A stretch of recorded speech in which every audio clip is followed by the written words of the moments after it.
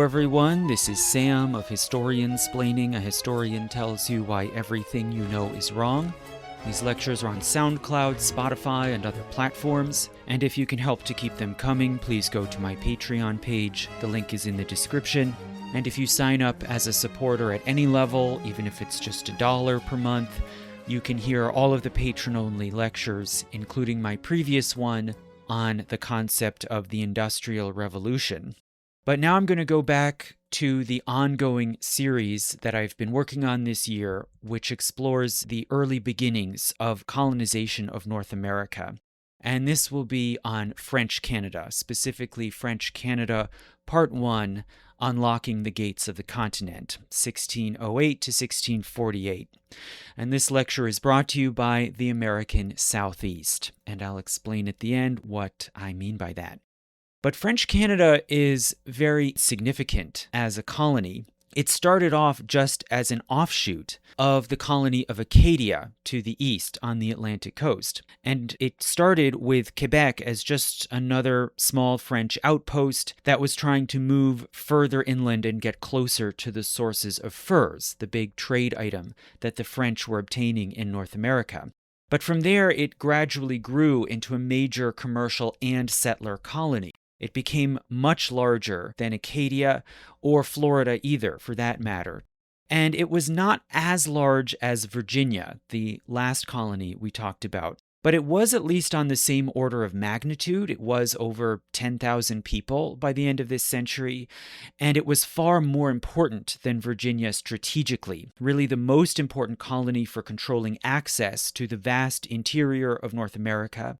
So French Canada was enormously important, and it became a major object of contention and imperial rivalry for more than 100 years. But what do I mean here when I say French Canada, when we're talking about this period? Well, basically what I'm talking about is the French settlements and outposts along the St. Lawrence River and others further to the west, especially around the Great Lakes, that were understood to be under the jurisdiction of the governors of Canada. But as you can probably tell right away, there are huge problems with terminology when talking about this colony in the 1600s. So just to get some of that out of the way, there's no good way precisely to refer to this colony. In the 1600s, European colonizers often simply called it Canada, or in French, Le Canada. And that's a name that the French picked up from an Iroquoian word for village or town, and we'll see how that ended up becoming the name for this whole province around the St. Lawrence. And that's fine, but the problem, of course, is that today that same name, Canada, is used as the name of an enormous, sprawling nation-state, the Dominion of Canada, that stretches all across the continent, from the Atlantic to the Pacific. Whereas what we're talking about here in the 1600s is much more limited, mainly just to the St. Lawrence basin, and it also includes some outposts south of the modern-day border of what's today Canada and the United States. So it doesn't even fit within the scope of what we today call Canada. So these are two different things. So to make it more clear here, I'm talking about the French colony on the St. Lawrence specifically. I'm going to call it French Canada, at least in the title. Other scholars will often refer to this colony as New France. And it is true that the French at this time also often called this province La Nouvelle France, or New France. And that is fair enough too, but technically that title, New France, was the name for the entire French domain in North America, stretching in a great arc from the Atlantic coast into the interior of the continent, including the Great Lakes, and even down the Mississippi, eventually all the way to the Gulf. And this vast domain comprised 3 distinct colonies: Acadia, Canada, and after 1700, Louisiana. So when French administrators and explorers referred to Canada casually as New France, they were doing so in a kind of loose way, just sort of assuming that Acadia and Louisiana were so minor that they could just sort of be ignored or lumped in as just appendages to Canada. Similarly to the way that many people today will casually use England as a byword for the UK or Great Britain, and in doing so, they're just sort of glossing over the existence of Scotland, Wales, and Northern Ireland, or just assuming that they are just appendages to England. Now, in this series, I have been treating Acadia as a distinct colony unto itself, and I already posted one lecture a few weeks ago on the creation of Acadia up to the 1690s. So to avoid, confusion, I will here refer to this larger province around the St. Lawrence as Canada or French Canada, to be as clear and specific as possible. So the geography of North America made this colony tremendously important and coveted. The colony revolved completely around the St. Lawrence River system. The St. Lawrence is the 20th most massive river in the world in terms of the water that it carries and discharges, and it's the second most massive river in North America, second only to the Mississippi. It drains about 12% of the North American landmass, and the system includes multiple tributary rivers, hundreds of small lakes and ponds, and most significantly, all of the Great Lakes. So this is the largest system of freshwater lakes on Earth, which altogether cover 94,000 square miles, and which form a kind of inland sea close to the heart of the continent. And you'll even find early accounts of exploration in North America where they refer to it as a kind of great freshwater sea. In total, the St. Lawrence system comprises 84% of all the surface freshwater in North America and 20% of all the freshwater in the world. And so it forms a kind of natural inland highway, which, apart from some obstacles like Niagara Falls, this system allows easy, reliable access by small boats deep into the interior of the third largest continent in the world. And all along the way, it provides an abundant supply of fresh water and food in the form of fish. Ironically, the French first ventured up the St. Lawrence and into the Great Lakes in the vain hope that they would find a northwest passage all the way to the Pacific and Asia. And they were disappointed, but nonetheless, they could console themselves that they had found perhaps the most serendipitous natural network for inland trade in the world, just at a time when the European market fervently demanded a commodity that could be obtained in abundance from the inhabitants of the vast North American forests, both human and animal. So one can probably only understand the geography of the Canada colony and its great importance if we trace the central course of the St. Lawrence system, which begins with Lake Superior. Lake Superior is a large, deep freshwater lake in the interior of the continent, the second most massive freshwater lake in the world and the largest in the world by area.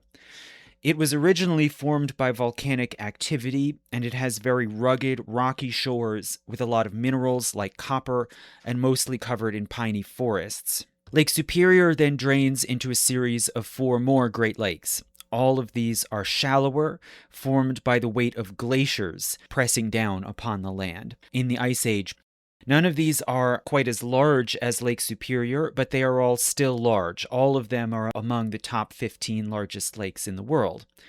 Their shores are generally more flat and sandy. The lands around them include piney and deciduous forests and some prairies and grasslands. And they're connected each in very different ways. So Lake Superior drains into Lake Huron by a navigable river, the St. Mary's. Lake Michigan is also connected to Lake Huron, but by an open channel called the Straits of Mackinac. So these two lakes, Michigan and Huron, can actually be considered, in a sense, one big lake, geologically speaking. Huron then drains into Lake Erie by way of a series of rivers and another small lake called Lake St. Clair, which are also navigable. Erie then drains into the lowest lake, Ontario, by way of the Niagara River. Now, this is not navigable, due, as you might guess, to Niagara Falls. And this made Lake Ontario, in a sense, the odd man out. So travelers in the 1600s had to get around Niagara Falls, either by traveling a long way overland to get from Lake Ontario up to Lake Erie, or alternatively, they could venture along inland rivers and bypass Lake Erie and Ontario entirely, instead passing directly from the St. Lawrence overland to Lake Huron. And this is what many French traders and emissaries actually did in the colonial era, rather than dealing with Lake Ontario and Niagara Falls. And we'll see later more specifically why they went this way. But if we follow along the course of the water, right, over Niagara Falls and then down into Lake Ontario, then Lake Ontario at its eastern end flows into an area of many small islands and channels called the Thousand Islands, and from there the water finally drains into the upper end of the St. Lawrence River. So the St. Lawrence flows for several hundred miles east-northeastward towards the Atlantic. It's impossible to say exactly how long it is. It's anywhere from 300 miles to 750 miles, depending on who you ask. And this ambiguity is because at first it is clearly a freshwater river flowing briskly over many rapids and cataracts. And then as it journeys, it gradually changes and it becomes slower, wider, more tidal, and finally brackish, until at some point it is no longer a river but a sea channel. And it's just very hard to say exactly when that change happens. But finally, it issues out into the wider Gulf of St. Lawrence, which has been called the largest estuary in the world, and that connects out to the Atlantic. Now, along this course between Lake Ontario and the sea, the St. Lawrence is joined by 4 large tributaries, each of which allows further access to the lands to the north and the south. Along the southern side, the main tributary is the Richelieu River, which drains out of Lake Champlain in the modern-day United States, and so it gives access from the St. Lawrence up to the highlands of the Appalachians and Adirondacks to the south. Along the northern side of the St. Lawrence, there are 3 major tributaries. Firstly, the Ottawa River, which flows down from the forest lands of modern-day Ontario and can be followed northward and westward almost all the way to Lake Huron, and hence provides an easier route to bypass Lake Ontario and Niagara Falls and reach the upper Great Lakes. Then there is the Saint Maurice, which flows down from the boreal forests in the interior of the modern-day province of Quebec. And then thirdly, the Saguenay, which is a larger river that flows down from the cold, rugged lands of northern Quebec and Labrador and gives access to the eastern part of the Canadian Shield. So what is this Canadian Shield? Well, this is a long, wide arc of very rugged land running across the middle of Canada, basically, from northern Manitoba through northern Ontario, Quebec, and Labrador.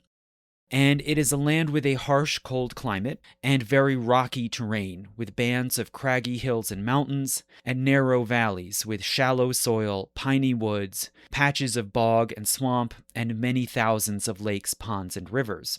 All in all, the Canadian Shield is some of the most difficult terrain on Earth to traverse, outside of the great mountain ranges like the Andes and the Himalayas. And it's really impossible to cross this terrain without deep knowledge of the geography and mastery of river navigation in small vessels like the kayak and the canoe. It is also a very harsh and forbidding land for human habitation, and Europeans, when they first came to Canada, probably would have just ignored it, if not for the fact that this land is extremely hospitable for the creatures that European traders really cared about, which was, of course, beavers. So the many lakes, ponds, and streams surrounded by pine woods made the Canadian Shield a veritable paradise for beavers. So for many decades before the founding of the colony of Canada, the main French activity on the St. Lawrence was trading for furs from the Canadian Shield, especially at a site called Tadoussac, right where the Saguenay River meets the St. Lawrence. So we'll talk more about Tadoussac and how crucially important it was soon. So Canada, broadly speaking, this St. Lawrence basin, was so situated as to control this enormous river system which provides access into the Great Lakes and the vast interior of North America around them. But it was concentrated mainly, the colony was concentrated mainly on the upper stretch of the river, in between Lake Ontario to the west and Tadoussac to the east. So to look at this area more specifically, here the river flows through a very broad valley. This valley has many stretches of flat land as well as low rolling hills that are mostly forested. To the south of this valley are the Adirondack and Appalachian mountain chains, and to the north are the more rugged lands of the Laurentian Mountains and the Canadian Shield. Most of the colony of Canada took root within this broad valley along the banks of the river. And as the river, as we said, as the river flows through this valley, it gradually changes. At first, at the upper end, which is to the west, at the upper end, it is tumultuous, passing over rapids and cataracts that are hard to navigate and can only be passed in small vessels by very skilled navigators. About 150 miles down from Lake Ontario, it then splits into several channels and flows around a cluster of large islands. The town of Montreal was founded on the largest of these islands, and the larger channel of the river passes to the south of this large island, and as it does, it flows over a series of very treacherous, impassable rapids, which are called laches. And this is effectively the head of navigation of the St. Lawrence. No large vessels can pass above this point. Then, past Lachine and Montreal, as we continue down the river, flowing east-northeast, the river slowly begins to widen and the current slows. The waters, as we said, become tidal and then brackish. And at its height, most of the colony of Canada was arranged along the riverbanks in this more calm, low-lying area. Then after about another 100 or so miles, the valley starts to narrow. The high hills and uplands on either side begin to close in, until finally the flatlands completely disappear, and high, rugged bluffs and cliffs rise up over the waterway. The river here is squeezed through a narrow passage, and the indigenous people called this passage the Quebec, simply the narrowing or the narrows. And this became the site of the first French stronghold in Canada, simply called Quebec, or as English speakers sometimes say, Quebec, sort of, a misreading of the Q-U sound, which is really just a K sound. It's sort of like calling quiche, but I'll call it Quebec.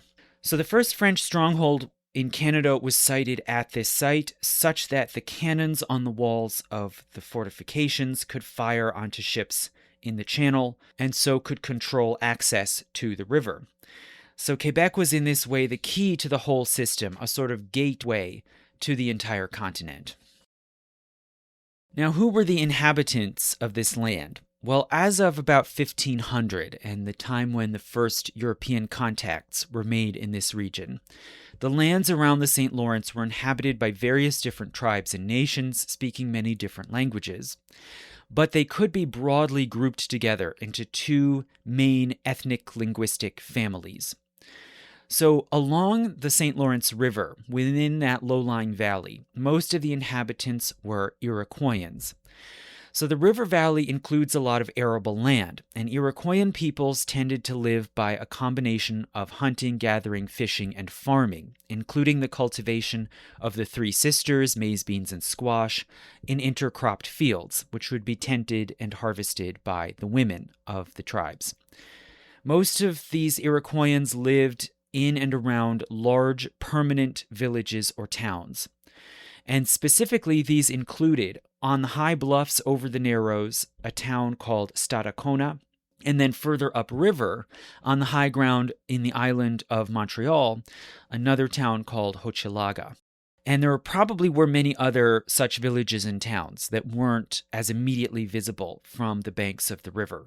And furthermore, in some places, large tribes and villages confederated together in order to maintain peace among themselves and to defend against outsiders. And in particular, there were two large and powerful Iroquoian confederacies.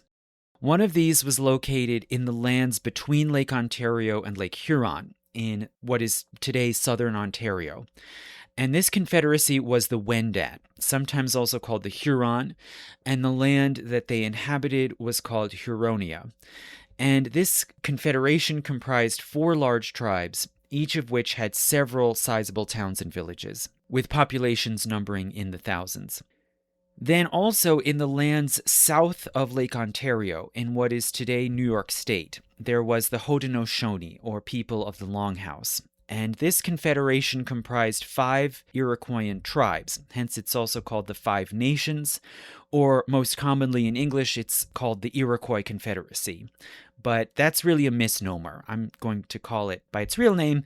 It's a misnomer because, for one thing, it was not the only Iroquoian-speaking confederacy in the region. And secondly, Iroquois was not their actual name for themselves anyway. Rather, it was a negative moniker, meaning the snakes, that was applied to them by their rivals in the other main ethno-linguistic group in the region, which was the Algonquians. So we've talked about the Iroquoians, who are the Algonquians. Well, this is a broad family of tribes and nations that lived all over many different parts of eastern North America. And you may remember in previous lectures we already talked about several Algonquian tribes, including the Mi'kmaq and the Abenaki in Acadia to the east, and the Powhatan Confederacy around the Chesapeake to the south. Now, for Canada, it's important that the Algonquian tribes lived around the edges, you could say, of the St. Lawrence Basin, in the hillier uplands and mountains. Right? They were not living in and exploiting the low flatlands along the river. They were not farmers for the most part. So they lived in these uplands to the north and south of the river valley. And these Algonquian tribes included, firstly, the Innu, which is a broad group of mainly nomadic northern tribes and clans who lived mainly by hunting big game in the lands of the eastern Canadian Shield, in what's today northern Quebec and Labrador. Some of these would become very important suppliers to the French, especially because they had higher quality, thicker furs coming from animals in the far north. And the closest allies to the French were the Innu tribes in the Laurentian Mountains, which run north along the northern side of the St. Lawrence River and form a sort of boundary between the St. Lawrence Valley and the Canadian Shield. And the French came to call these Innu along the Laurentian Mountains the Montagnais, the mountain folk. Then secondly, there were various smaller Algonquian tribes around the Ottawa River Valley, which runs between Huronia and the St. Lawrence. So the Ottawa River was a critical trading route. The name Ottawa means trading place. And the tribes around this area were often very important commercial middlemen. So this is a sort of basic picture of who was in this St. Lawrence Basin before Canada came to be. And Canada has a very long prehistory because this entire region was a common place for European mariners to trade and often to encamp temporarily on land for at least 100 years before a permanent colony was planted. So to begin with, at least as early as the 1490s, Basque fishermen were fishing around Newfoundland on the Atlantic coast and temporarily encamping on the shores. After 1500, they were joined by English, Portuguese, and Frenchmen. In 1534, the French crown engaged a Breton mariner named Jacques Cartier to explore and map the areas of Newfoundland and the Gulf of St. Lawrence. Now, the motives on the part of the king, he was hoping to chase rumors of silver and gold somewhere in this new land to the west. As for Cartier himself, he was thinking more like a mariner and hoped that he could find a passage through North America to the Pacific and Asia, which had all kinds of valuable wares to trade. So in the summer of 1534, Cartier set sail with a small crew and sailed around the Gulf of St. Lawrence. He encountered Iroquoian peoples around the Gaspé Peninsula, the sort of peninsula of the mainland that juts out along the southern side of the mouth of the St. Lawrence out into the Gulf of St. Lawrence. And there he took 2 men captive, and he took them back with him to France. Cartier learned from them of a large, wide, navigable channel running far to the west, deep into the American landmass, and he figured this was a natural place to look for the Northwest Passage. In 1535, Cartier was sent out on a second, larger expedition with more ships and men, and he sailed into the St. Lawrence River. His native guides told him that if he continued to sail upriver, he would find Kanata, which, as we said, was an Iroquoian word for town or village. But apparently Cartier misunderstood them and thought that this was the name of the whole country around the river. And this is what ended up sticking, right? So still to this day, we call not only the St. Lawrence Valley, but the entire country across the continent, Canada. And Cartier sailed and reached the narrow point in the river around what is today Quebec. And there he found a sizable palisaded town, which was called Stadacona, and he was welcomed there as a good prospective trading partner. Right? The people, even this far west, knew about Europeans and had encountered them and knew that it was possible to give them things like cheap, worn old fur pelts and get valuable tools and weapons in return. So they welcomed Cartier and his crew, but then the Stadaconans tried to block Cartier from traveling any further upriver because they wanted to serve as the trading middlemen, right? They wanted to control access to these markets for everyone to the west. But Cartier defied them and sailed further west and further upriver anyway. And it seems he voyaged up as far as the large island that we talked about near the rapids. And he saw a mountain on this island and called it Mont Royal, the Royal Hill. And hence it has come to be called Montreal in French or Montreal in English. And on this island, he also found another sizable walled town called Hochelaga. And he visited this town only briefly for part of a day, but while he was there, he was told that 2 rivers led further west from there into a land with gold, silver, and spices. And we don't know exactly why he was told that or what they were thinking of, perhaps of Huronia. But just looking out, scouting out westward from this point, Cartier approached a set of impassable rapids. And he called this site La Chine, meaning China, because Cartier actually thought he was in Asia and was approaching the borders of China. It seems by this point most European explorers knew that this was a different land and they were not in Asia, but Cartier was somehow still clinging to this delusion, and so he called the area of the rapids and further upriver La Chine. And Cartier then had to spend the following winter encamped on the St. Lawrence, and they were shocked by the severity of the winter. Many of the men died of scurvy, and they finally left in May as soon as the ice finally cleared. It was still icy on the river right up through April. But as soon as they could, they set sail again and headed back to Europe. Over the next several years, France was at war in Europe and was distracted, and the Crown commissioned no more voyages to Canada. But in 1541, Cartier was able to get a patron at the royal court, a Protestant courtier and privateer named Jean-François Roberval. And with the support of Roberval, Cartier made his first attempt at a settlement in this land called Canada. So he went on another voyage, this time bringing 500 colonists. And these men founded a fortified outpost, which they called Charlesbourg Royal. And it was sited on a high bluff about 10 miles west of the present-day city of Quebec. And along the banks of the river, the men found lustrous stones that they thought were diamonds and gold. And then shortly after, they came under attack from harsh stormy weather, scurvy and other diseases, and local Iroquoian peoples, including from Stadacona, who didn't want their trade to be disrupted or preempted. So in 1543, they abandoned the outpost, and Cartier's crew took away with them samples of the supposed diamonds and gold, which were brought back to France and tested and turned out to be just quartz and fool's gold. On their way out of the St. Lawrence, they ran into another fleet coming the other way, which was commanded by Cartier's patron, Roberval. And this fleet was sailing west with about 200 settlers. And they then found the site of Charlesbourg Royal and resettled it. But they then suffered from severe cold, scurvy, and attacks by the people of Stadacona, who did not like how they had been treated by Cartier. So they too abandoned after about 2 years, with the survivors returning to France. And after that, no concerted efforts to colonize Canada were made for 60 years. And France was distracted and absorbed in religious and dynastic wars. Now, it seems also during this period there was a great abandonment by the local indigenous people. So somewhere between 1550 and 1590, the Iroquoian settlements along the St. Lawrence were completely abandoned.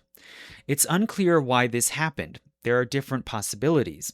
An obvious one is European diseases. Right? When Europeans land in new places, they touch off what are called virgin soil epidemics, where the human beings in that region don't have immunity to all sorts of pathogens like smallpox or typhus. So that is likely a cause, but it's not clear why this would have particularly hit the Iroquoian peoples along the St. Lawrence, when other nearby tribes, it seems, were hardly affected. Secondly, there is possibly the instability and warfare touched off in the region by the fur trade.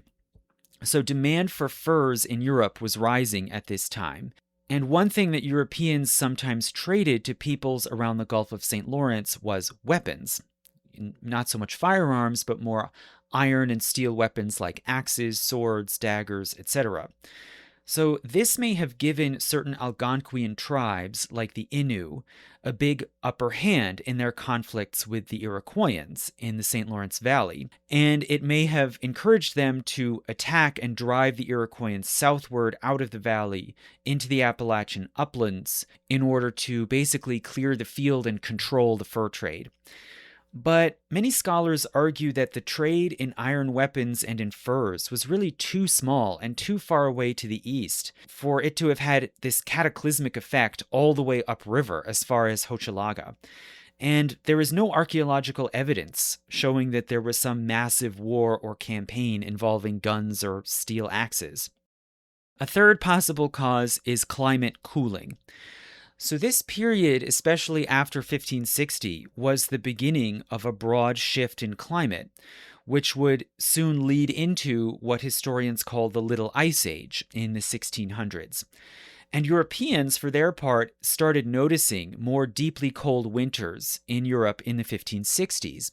So in a place like the St. Lawrence Valley, which already has a cold climate, this might have been even more devastating, especially for people like the Iroquoians who relied on harvests of crops to live. Now, ultimately, of course, the causes might have been some combination of all three. And the environment, all in all, became more inhospitable, and the numbers of the Iroquoian tribes may have dwindled to the point that they eventually pulled up stakes and migrated elsewhere to join up and consolidate with other tribes. That's a common thing for indigenous Americans to do. When your numbers are too low, you go form an alliance and then consolidate your numbers with some other group. And very likely, these Iroquoian tribes in the St. Lawrence moved southward and joined with the fellow Iroquoians in the Haudenosaunee Confederacy.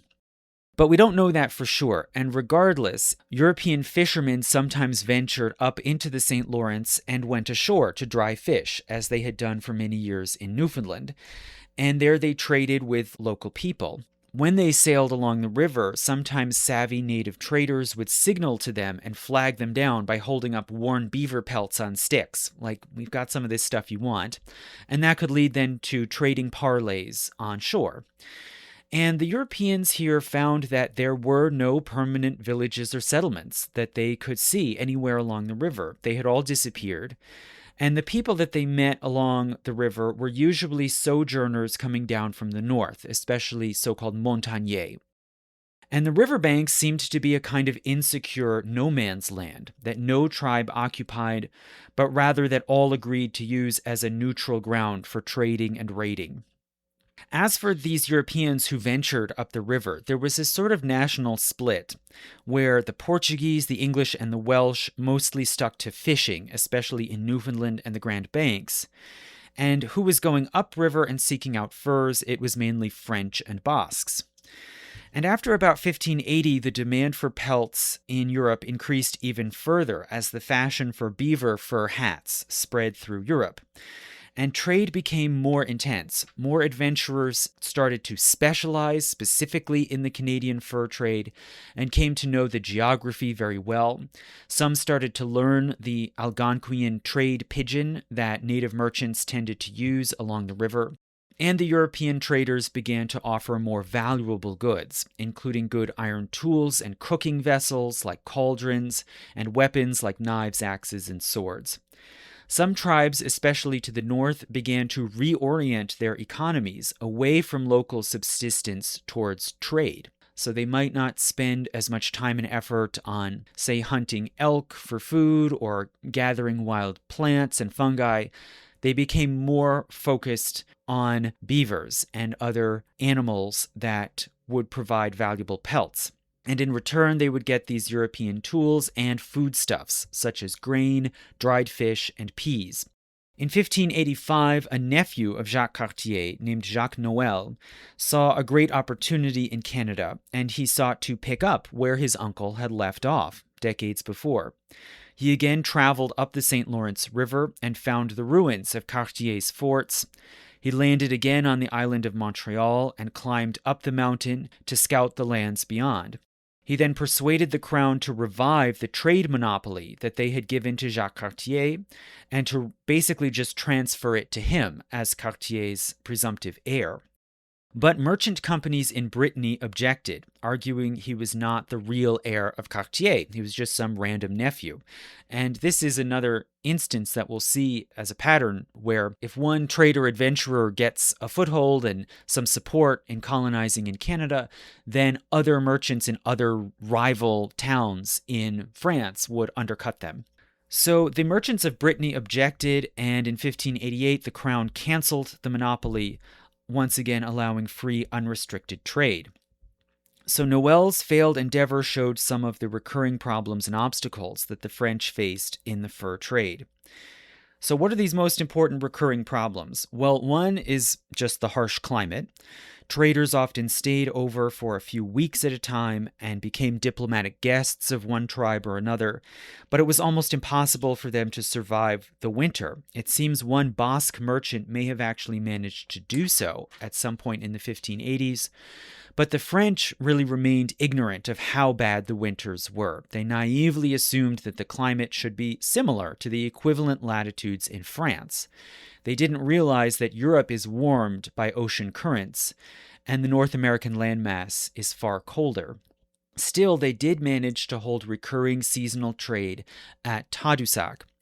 So this site is at the confluence where the Saguenay River meets the St. Lawrence, and it provides good access to indigenous traders coming down from the Canadian Shield and for Europeans sailing across the ocean from Europe and over from Newfoundland and the Grand Banks.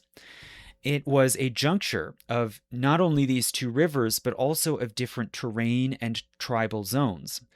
So it's a meeting point of the hunting peoples of the Canadian Shield and the fishing and farming peoples who lived further south. But it was very difficult for Europeans to remain at Tadoussac beyond the summer months, and there was very little chance of them advancing further upriver to reach the sources of the furs. And this was partly due to the second big obstacle, which was indigenous obstruction. So Europeans did not know the terrain and geography, especially of the vast inland regions where the fur supplies were coming from. They might know the river very well, but they don't know interior lands where the beavers are actually coming from. And they had to rely for guidance on indigenous people as guides. But the indigenous people were often unwilling to guide them or share more information, or they even hindered and discouraged the Europeans from traveling inland. And their reasons were not so much military or political. They didn't see these Europeans as representing a big military threat. These were just small bands of guys with, small boats. Rather, the concern was commercial. So everyone in the fur trade, whether European or American, wanted to be the middleman. This was most advantageous, to insert yourself in between the sources of the pelts and on the other end the markets where they were most desired in Europe. And this would give the middleman the great leverage in return for the least work. Hence, there was an enormous motive to create, control, and maintain the choke points in the trade. So the people along the coasts who traded directly with the Europeans very eagerly and willingly, they also tended to throw up barriers to prevent the Europeans from establishing themselves on land or venturing inland. This risked the possibility that the Europeans might directly contact the people in the interiors and get to the sources of furs, and so do an end run around these coastal middlemen. For example, in the late 1500s, the Innu, who lived around Tadoussac on the lower Saguenay River, they trafficked pelts from mountain lands and the Canadian Shield to the north down to Tadoussac, where they could be sold to Europeans. And they refused to guide their European trade partners up the Saguenay River. And they warned, "Oh no, there are cannibal savages up there." And likewise, they warned those Innu tribes to the north, "Oh no, those Frenchmen are bloodthirsty butchers. They massacre Indians all the time. You better stay away. Don't come down to Tadoussac. Just let us deal with them." And it seems clear that they wanted to protect their advantageous position as middlemen. Now, in order to get around these obstacles, it became evident that European traders needed to acquire certain important tools to strengthen their position, including, for one, a permanent foothold on the continent from which they could explore further into the interior, and strong indigenous allies who would see a benefit in helping them to expand their trade rather than trying to block it. Now, the Basques, for their part, they couldn't do much about any of these problems, right? They were just freelancers operating on their own, usually in secrecy. They had no army, no navy, no royal treasury to back them up. But the situation was different for the French. The French were subjects of a major state with one of the largest armies in Europe or the world, and they were a serious naval power. So French traders began to advocate in France for policies to overcome these obstacles. For instance, planting permanent trading outposts or even year-round colonies, and making alliances with their strongest trading partners on the continent.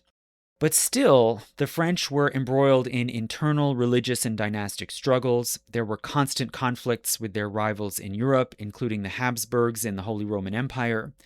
So even if the crown did give some lip service support to their ventures, they would still have to get most of their funding from private investors. And so, in order to entice private backing and investment, the traders could appeal to patriotism and to religious duty to spread the faith.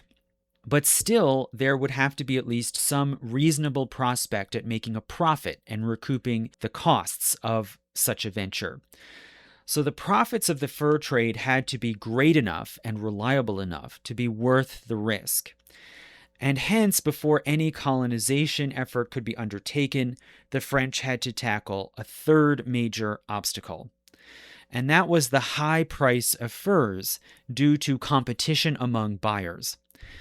So by the end of the 1500s, when the French are starting to seriously consider starting a colonial venture, by this time there was very intense demand for pelts, and this led to different European buyers of various nations and regions competing with each other and bidding up the prices. Hence, European dealers could hardly make any profit. The native suppliers were reaping most of the rewards.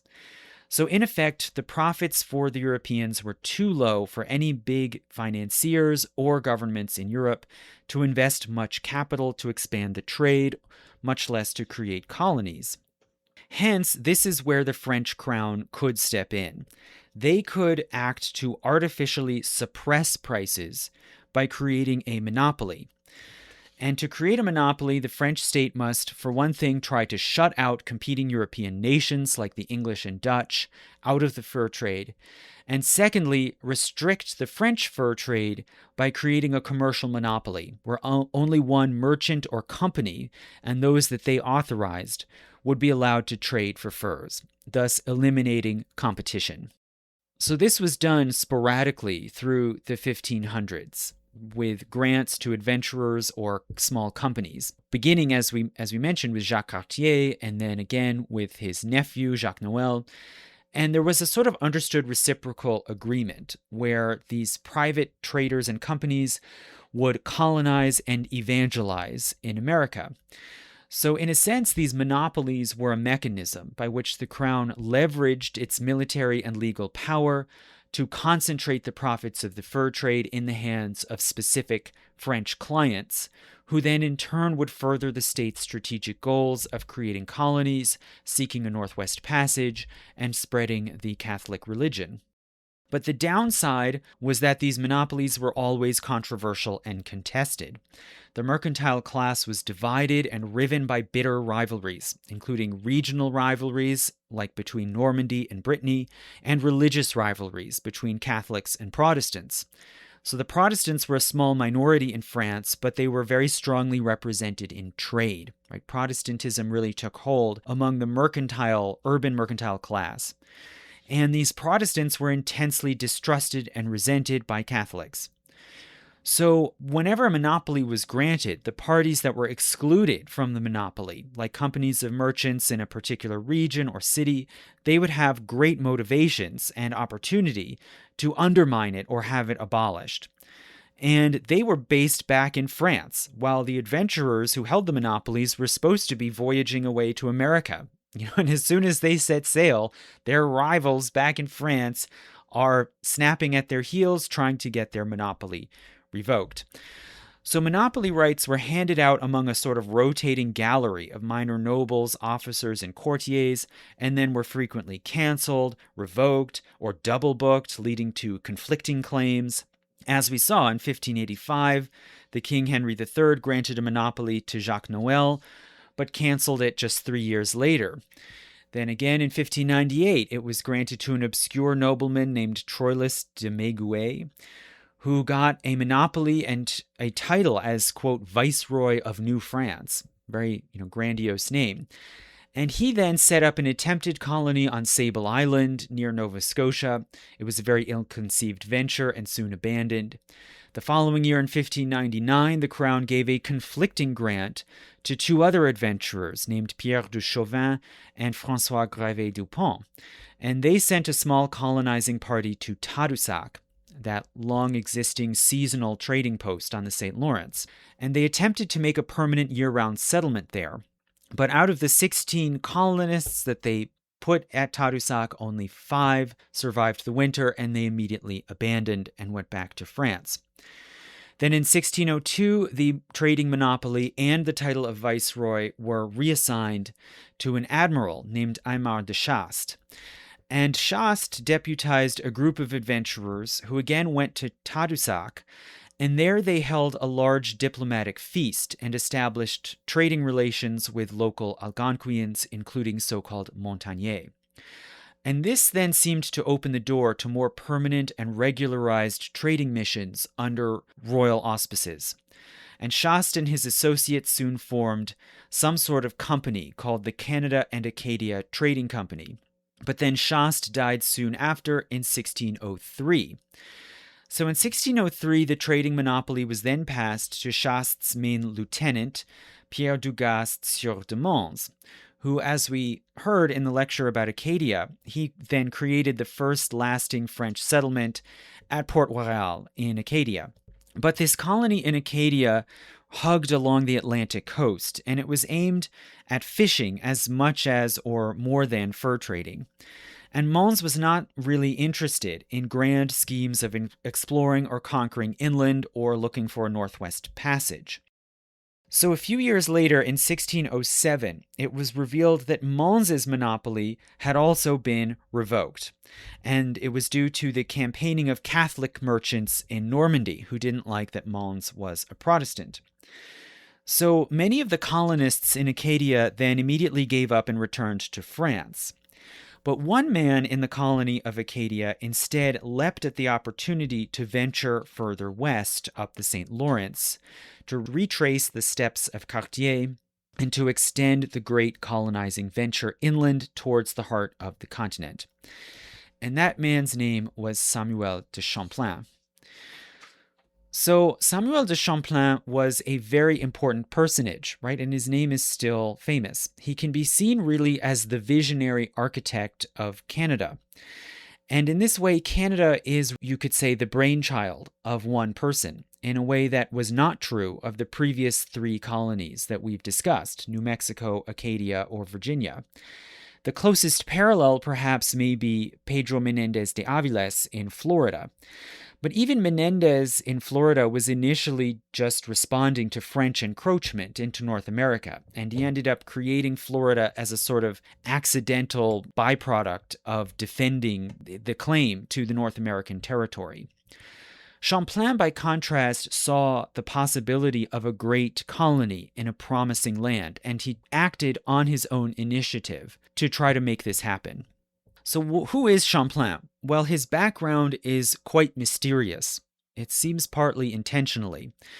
As for his birth, he was born in Brouage, a port town on the southwestern coast of France, just south of La Rochelle.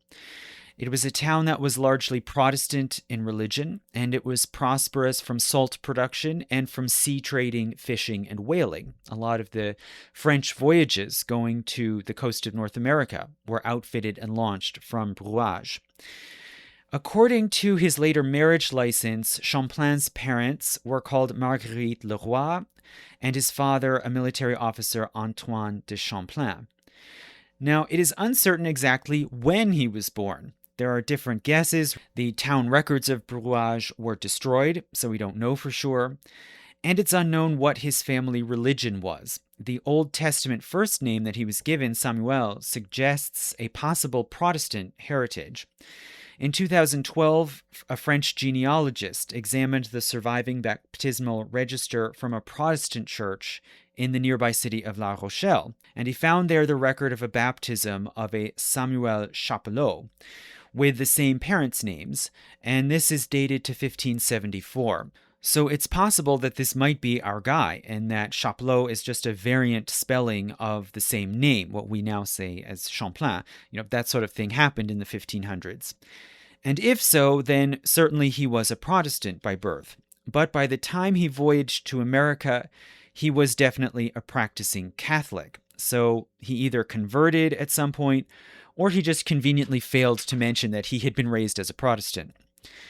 Now, in early life, we don't know much about his first 20-25 years, but he probably learned about the fishing and whaling industry from the town, including about the Grand Banks and the Atlantic coast of North America, which French fishers and whalers frequented.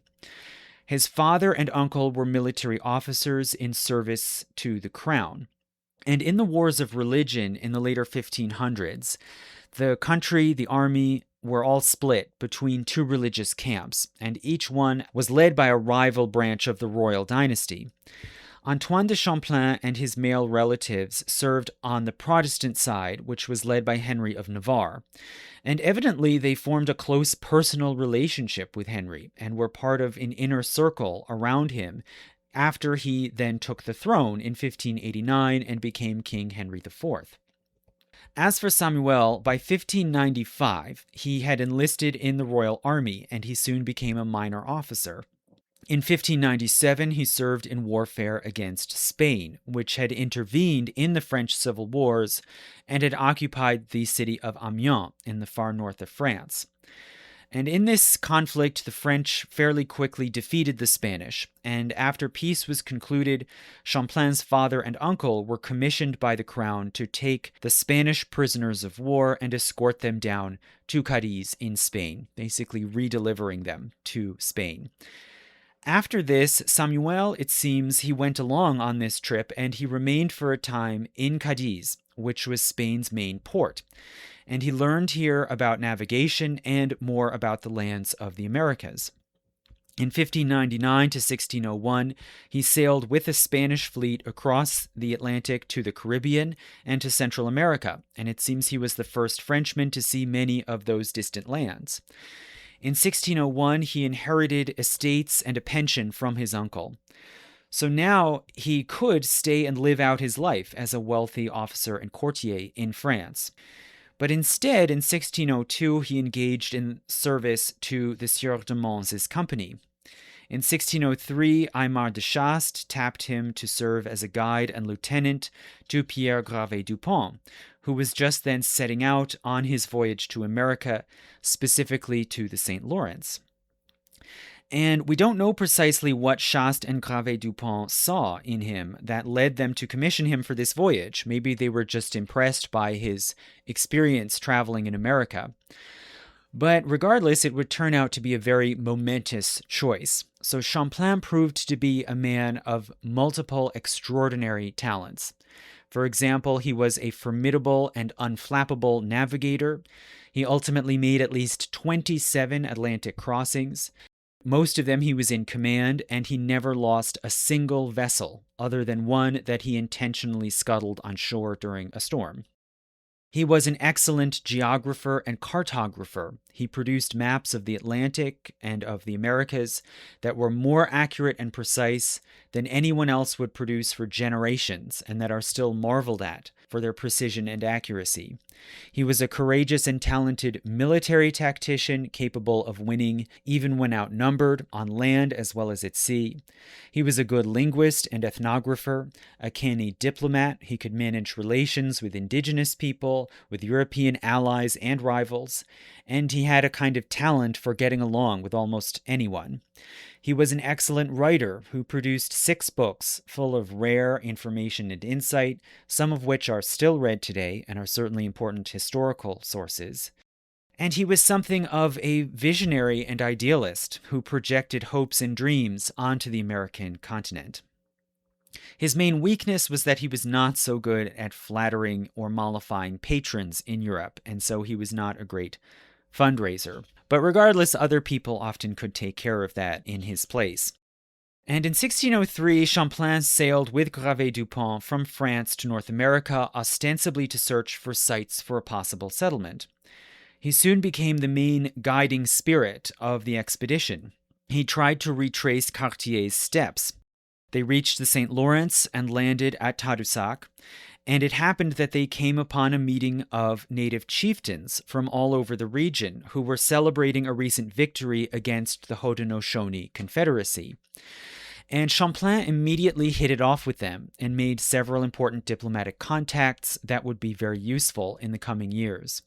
He even traveled partway up the Saguenay into Innu territory, which was a major source of furs. He then had to turn back after not very long, but he gained important information about a great saltwater bay far to the north. He then proceeded southwestward up the St. Lawrence, past the Quebec, and all the way to the large island that had been the site of Hochelaga, which, as we said, is called Montreal. And finally, they had to stop at the rapids of La Chine, just as Cartier had done. But before he turned back, he was able to contact some Algonquian people who informed him about the upper reaches of the river, the Great Lakes, the Ottawa River, all of which led westward into the continent.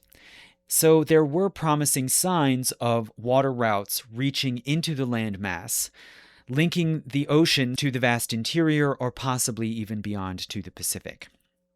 Finally, he returned to France, and then the following year, in 1604, he joined the expedition to Acadia to plant a colony on the Atlantic coast.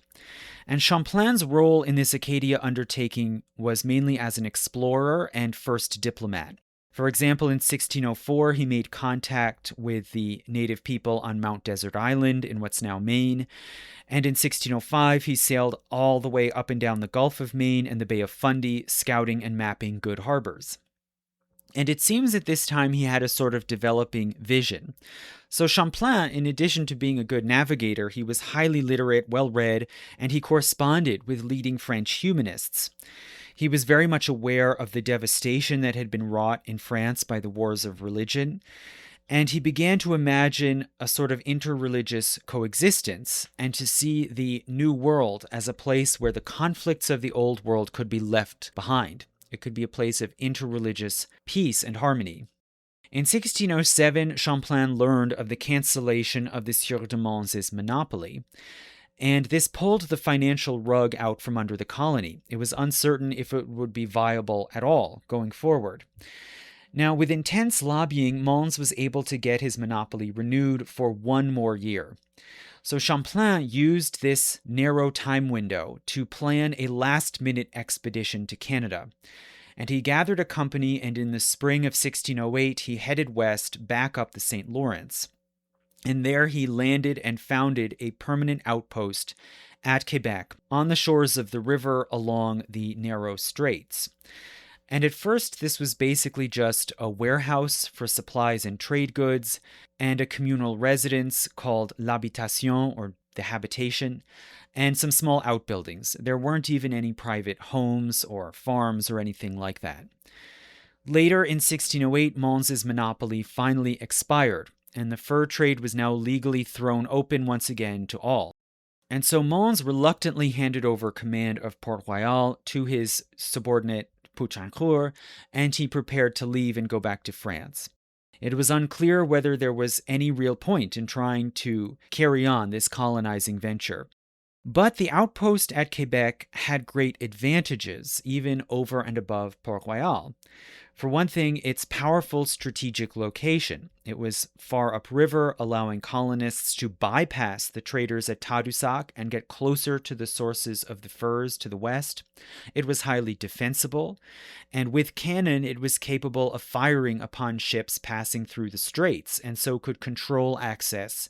This new outpost also had the benefit of personnel who knew the country better now than any other Europeans did. And so Champlain, Gravé-Dupont, and Mons together decided to vacate Acadia, leaving it to Poutrincourt and his friends, and then carry on the fur trading business in the St. Lawrence Basin. And they divvied up the roles among themselves, basically with Gravé-Dupont remaining in charge of the outpost at Quebec, Mons sending ships from France with supplies to trade for furs, and Champlain exploring and contacting new suppliers further inland. So in effect, Canada can be seen as a sort of daughter colony of Acadia.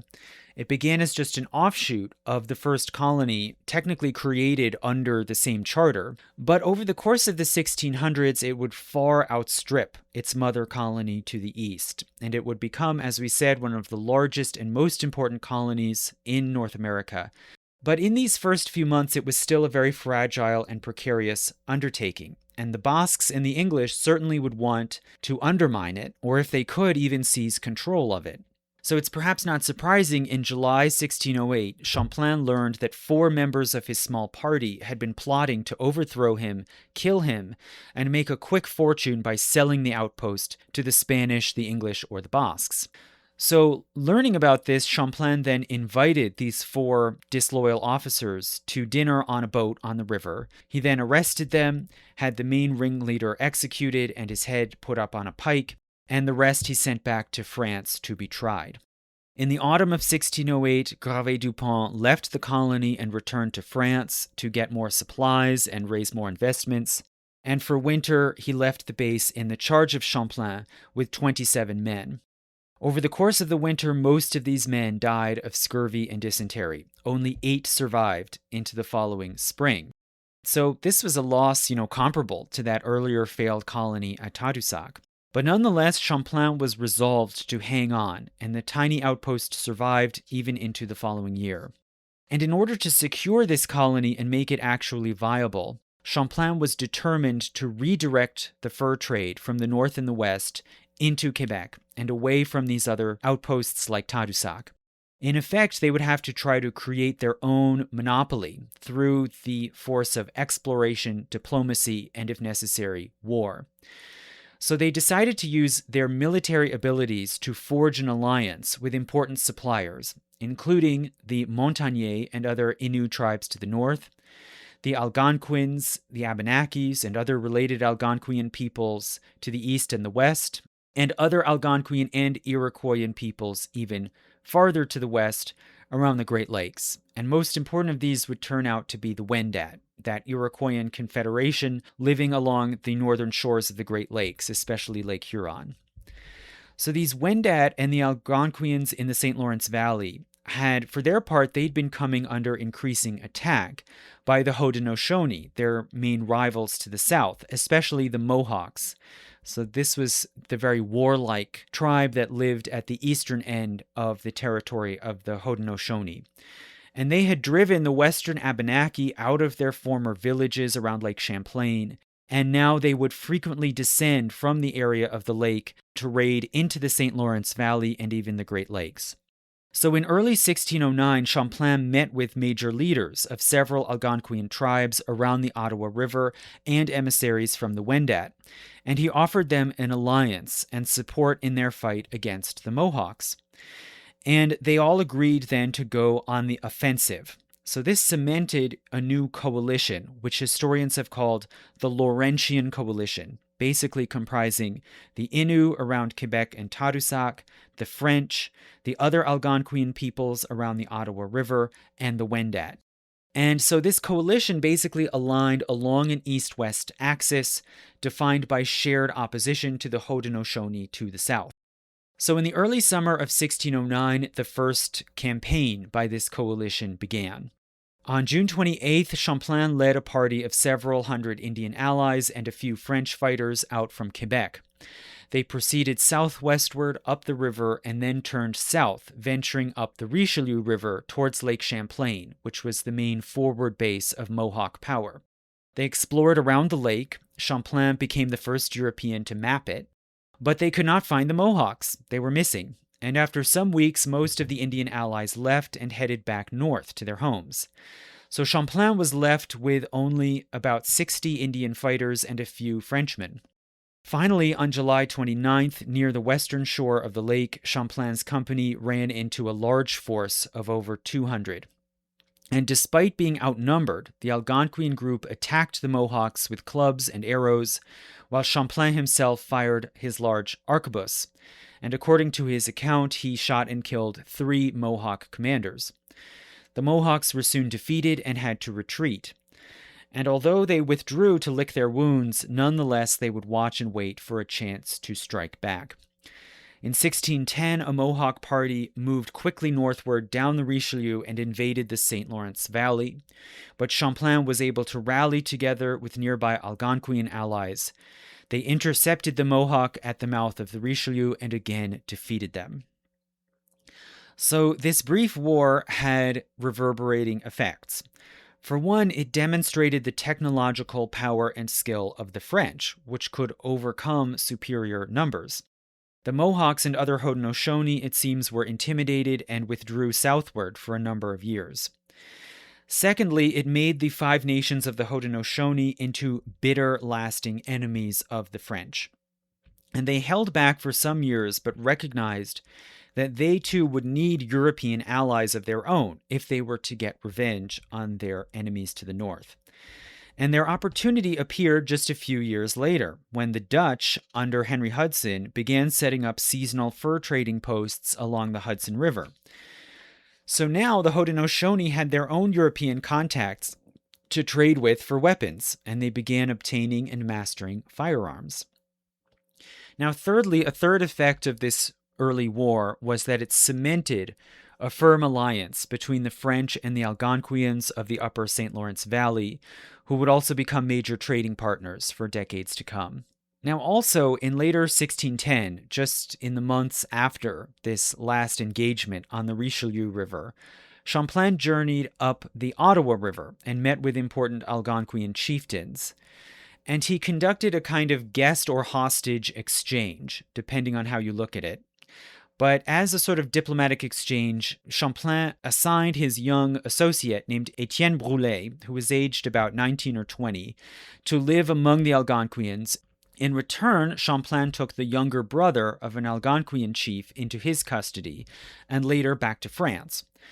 Now further, Champlain told this young French explorer and emissary, Etienne Brulé, that he should travel to the west beyond the Ottawa and to the region called Huronia, which they had been told was the land of the Wendat.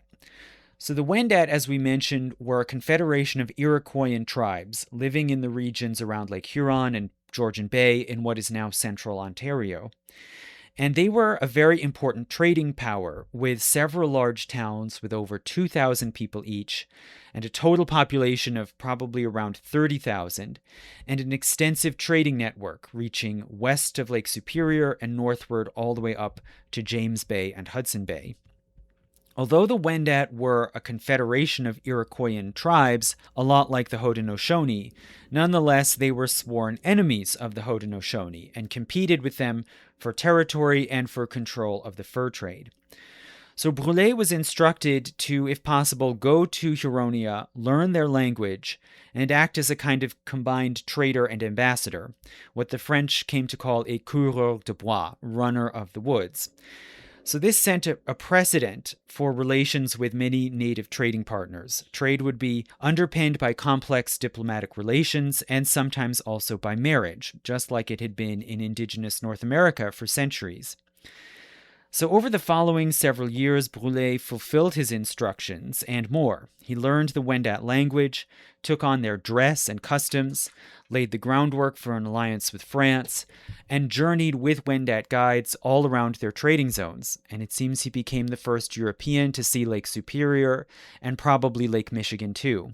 And this whole land around the Great Lakes soon came to be called by the French the Pays d'en Haut, the High Country, and it would become their principal source of furs.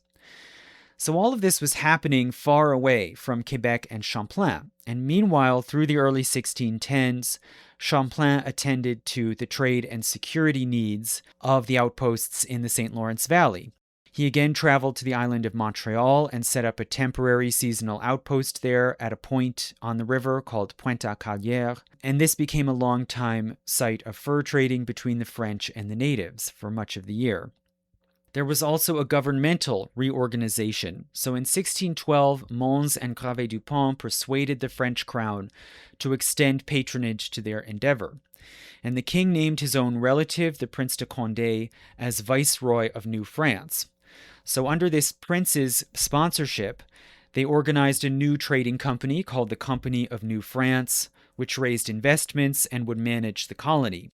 And this company received a new monopoly on the fur trade.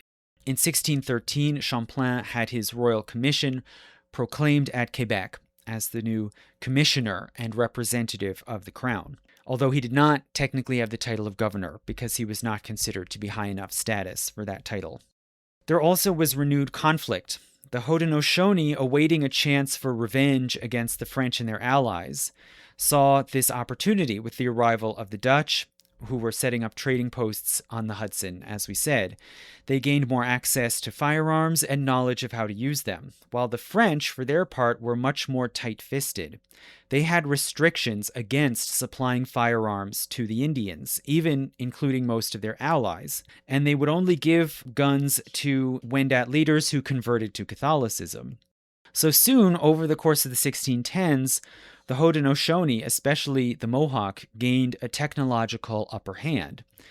By 1615, Haudenosaunee parties were beginning to raid again northward around Lake Ontario and disrupting the traffic in furs between the Wendat in Huronia and the French at Quebec. So the Wendat conferred with their Algonquin allies and planned another campaign to counterattack against the Haudenosaunee raiders and to oust a Haudenosaunee village from the shores of Lake Ontario, which they saw as too close to their territory. And they further persuaded Champlain to join in again as well as part of their alliance. And Champlain, it seems, hoped that this would then convince the Wendat to stop obstructing French traders and allow them to trade more freely and directly into the Pays d'en Haut. Again, everyone wants to be the middleman. This is the obstacle that the French are hoping they can break through if they prove to be good, dependable allies to the Wendat. So in July 1615, Champlain and 12 others journeyed up the Ottawa River and overland westward to the shores of Lake Huron and into the heart of Huronia. They saw the several large towns, and in September, the large Wendat war party, along with their French and Algonquin allies, set out to the southeast. They reached the eastern end of Lake Ontario and then crossed the lake and journeyed south of what's now Lake Oneida, and they attacked the large village of Onondaga, which was effectively the capital in the heart of the Haudenosaunee Confederacy. But by this time, the Haudenosaunee, including Onondaga, had very good firearms, and they easily repelled the attack, and Champlain himself was severely injured. The French had to retreat, and after this loss, they now could not even travel directly back down the St. Lawrence, back to Quebec, since they were so exposed to Haudenosaunee attack. So Champlain and his compatriots had to travel back overland all the way to Huronia, stay there over the winter, and then journey back eastward by way of the Ottawa River. And they finally got back to Quebec in 1616. And after this point, Champlain never set out again on major explorations into the interior, but instead left that to his deputies and envoys. And you can see this military defeat and setback at Onondaga as a humiliation, and it led to, you could say, a kind of ongoing stalemate, with no side having a clear upper hand along the upper St. Lawrence basin. But this expedition, nonetheless, it did give them a great deal of new geographic knowledge and new diplomatic contacts. Over the next 20 years, later coureurs de bois, both Étienne Brulé and others, would capitalize on this and make more inroads into the Pays d'en Haut. So this battle more or less settled the political and commercial map of the American interior for the next 50 years, with the Dutch and their Iroquois allies controlling the trade in the Hudson Basin, the Appalachians, and Lake Ontario and southward, while the French and their Laurentian allies controlled everything to the north of that, including the three larger Great Lakes, the lands around Quebec and the lower St. Lawrence, and northward up into the Canadian Shield, even as far as James Bay. And then in between, there was a sort of unstable, insecure no man's land along the upper St. Lawrence, especially between Lake Ontario and the rapids at Lachine, where French vessels could not venture. And there were almost 20 years of basically a sort of Cold War stalemate between the two sides, with Champlain seated at Quebec. And Champlain decided at this point to retrench. Starting in 1620, the French built a serious stone fortress up on top of the bluffs overlooking the Narrows, and the commander adjudged that in order to gain the upper hand and break this stalemate, the French colony would have to grow. So by 1620, Champlain desperately wanted more settlers. As early as 1610, he had made initial efforts to bring in more colonists to cultivate the land, and these got nowhere. By 1617, there were still only 20 colonists at Quebec, and Champlain managed to get at least one Parisian apothecary named Louis Hébert and his wife Marie Rollet to come over and start a farm outside Quebec, but this was the only one for a number of years. In 1618, in between his 8th and 9th trips to New France, Champlain stayed for a few months in France, and there he presented a detailed proposal to enlarge Canada with farming settlements and to make it into a self-sustaining colony. And this would involve moving 300 soldiers and 400 civilian families into the province. The Chamber of Commerce in Paris was persuaded to support this plan and at first agreed to help recruit these 400 civilian families. But they soon backed out, saying that this should be undertaken more properly by the Crown. The Crown, for its part, ignored this pitch. They were too preoccupied with conflicts with the Huguenots in France, and this is again one of many examples of how French colonization faced obstacles and handicaps relative to the English. So France had less excess landless population. There was more demand for manpower within France to fight in the army, in wars with neighboring states in Europe, and in power struggles within France. So it was always much harder for French colonizing companies to come up with manpower. Even if they did manage to raise some money and gain patronage from wealthy patrons, nonetheless it was very hard to get anyone to actually cross the sea. Instead, the one institution in France that was not as hesitant as the Crown and had more willingness and more resources to send people abroad was the Church. So this became the crucial force that filled the gap. So the Church offered multiple advantages. For one thing, they could bring in a lot of personnel and capital. They could facilitate trade and alliances through missionism. Conversion was one way to cement political and commercial ties and to obtain cooperation in extending French power. But on the other hand, there were drawbacks and limitations. The Church opposed intermarriage and sexual liaisons across ethnic and especially religious lines, which had been a major means of forging early ties, like in Acadia. They also had rules and restrictions, such as against the selling of alcohol. Alcohol was an easy, non-perishable, and addictive product, which merchants could use in trade for furs, but the Catholic Church was against this. Now, these sorts of bans against intermarriage and the selling of alcohol, they were routinely flouted by Protestant merchants, who didn't see themselves as subject to these rules, who resented these restrictions, and also did not care about spreading Catholicism or even actively opposed it. So Protestant merchants often engaged in a sort of low-level power struggle, undermining the church politically and economically, And the church, for their part, strove to shift the fur trade into Catholic channels directed by Catholic merchants and missionaries. And church power was established on the ground in Canada by various monastic and priestly orders. And early on, this most of all was the Récollets. So these are a branch of the Franciscan order in France who were particularly strict and ascetic, and so were well suited to missionary work out there in faraway cold lands. The first group of Récollets came over to the colony in 1615, and they set up small missions at Tadoussac in the east and in Huronia all the way in the west. In 1620, they opened up a small primary school, mainly for indigenous boys, in Quebec. But they got fairly few converts. So the Récollet strategy was to preach the Christian gospel, attack pagan rituals and superstitions as they saw them, and to urge the natives to convert, settle down, take up farming, and become good French subjects. So it's perhaps not surprising that they got pretty paltry results. This was not very appealing to many indigenous people.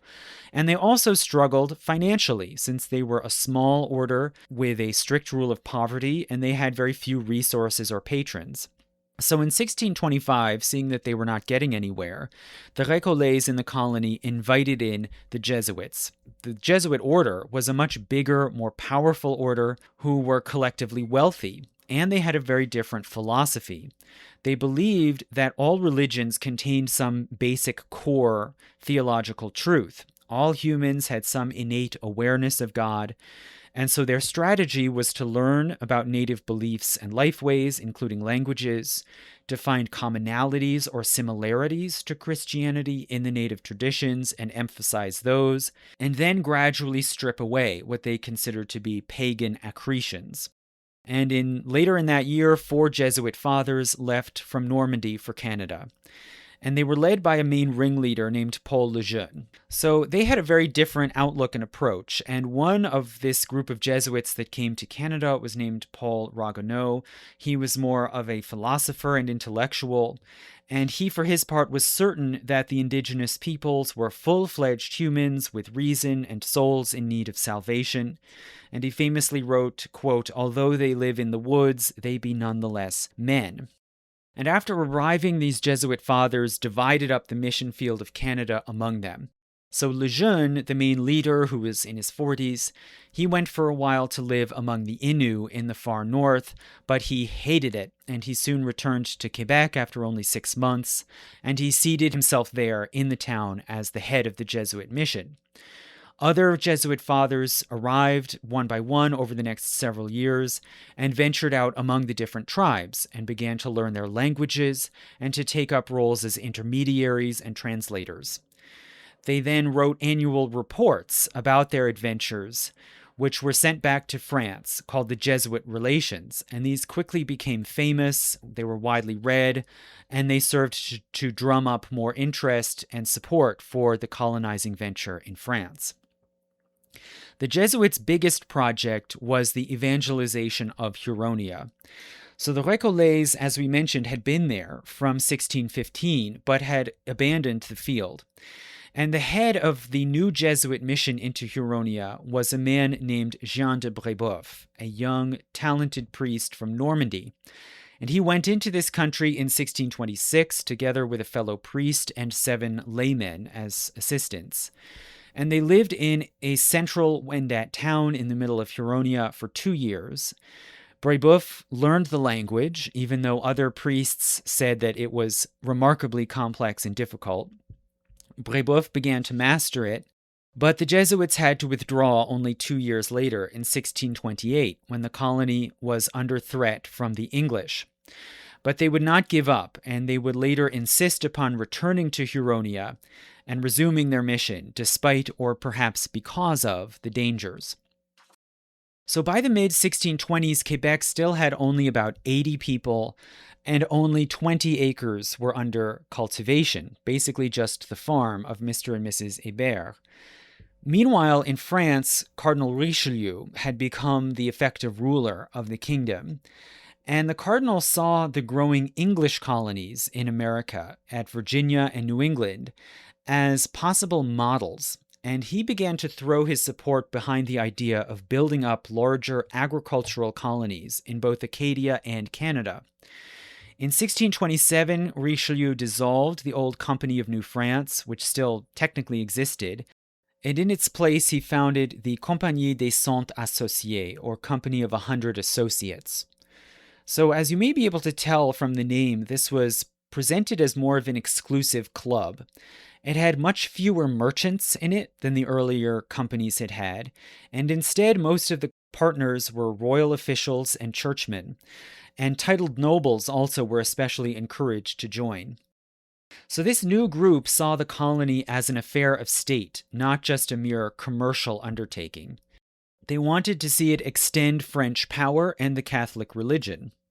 And the company encouraged missionaries. And also Protestants were now forbidden to enter the colony. It was an exclusively Catholic undertaking. As for the governance of the colony, it would have a military governor, right? So this is a more high-ranking military official and royal official. It would also have judges and functionaries representing the company in the colony, and it would have a council with some delegated powers, and this council would comprise some company officials and several elected syndics chosen by the colonists in the different districts. So you can see an implication here that it would no longer be just a commercial venture or outpost, but instead a sort of province in waiting over the seas. This company of 100 associates gathered money, goods, and personnel to send to the colony to begin the new project of expanding and remaking it. And this would then immediately be disrupted by war. So in 1627, a war broke out in Europe between England and France. And it started from a rebellion within France, with Protestants at La Rochelle rising up against the crown. The English government under the Duke of Buckingham went to war at sea and tried in vain to land a fleet at La Rochelle to support the Protestant rebels. Now, neither the French nor the English tried to send vessels or troops over to America to fight in the colonies. That was just too distant, there was no point. But the King of England, Charles I, did give out commissions to a ring of English and Scottish privateers to raid French shipping and to raid or harass the French colonies abroad. Meanwhile, at the same time, when all of this was brewing, in Canada, the Laurentian coalition was starting to fray. So the French, for their part, were growing somewhat stronger and hence more domineering. They were starting, for one thing, to replace French and indigenous diplomats and interpreters who had been managing trade and diplomacy for years, to replace them with Jesuit missionaries to be the new intermediaries. And some tribes were very unhappy with this. They had known these lay interpreters and emissaries for years, and some of them, like Etienne Brulé, had more or less been adopted into their tribes. The Jesuits, by contrast, were new and unfamiliar. They had to learn the languages from scratch. They had more of an agenda, and they had more rules and restrictions. Most importantly, they refused to marry indigenous women, and marriage had been a major way to forge alliances. So the celibacy of the Jesuits made them kind of suspect and useless. So these factors were starting to cause some strain by the late 1620s. And further, some tribes in the east, especially the Innu around Quebec and Tadoussac, were very restive and disgruntled. The French fur trade had been moving gradually farther to the west, with the big sources now being in the Ottawa Valley and Huronia. So the eastern tribes were losing their importance. They couldn't command the same prices or diplomatic favors that they used to. Many Innu traders and chieftains took this as an insult and a breach of faith, and fights and skirmishes began to break out in the lands north of Quebec. 2 French traders were killed, and Champlain was furious and demanded justice for this crime. The Innu chieftains tried to make recompense, according to their customs, by handing over 3 young Innu women into the custody of Champlain as a sort of recompense for the death of these 2 Frenchmen. And Champlain did adopt these girls as daughters, and he named them Espérance, Charité, and Foi, or Faith, Hope, and Charity.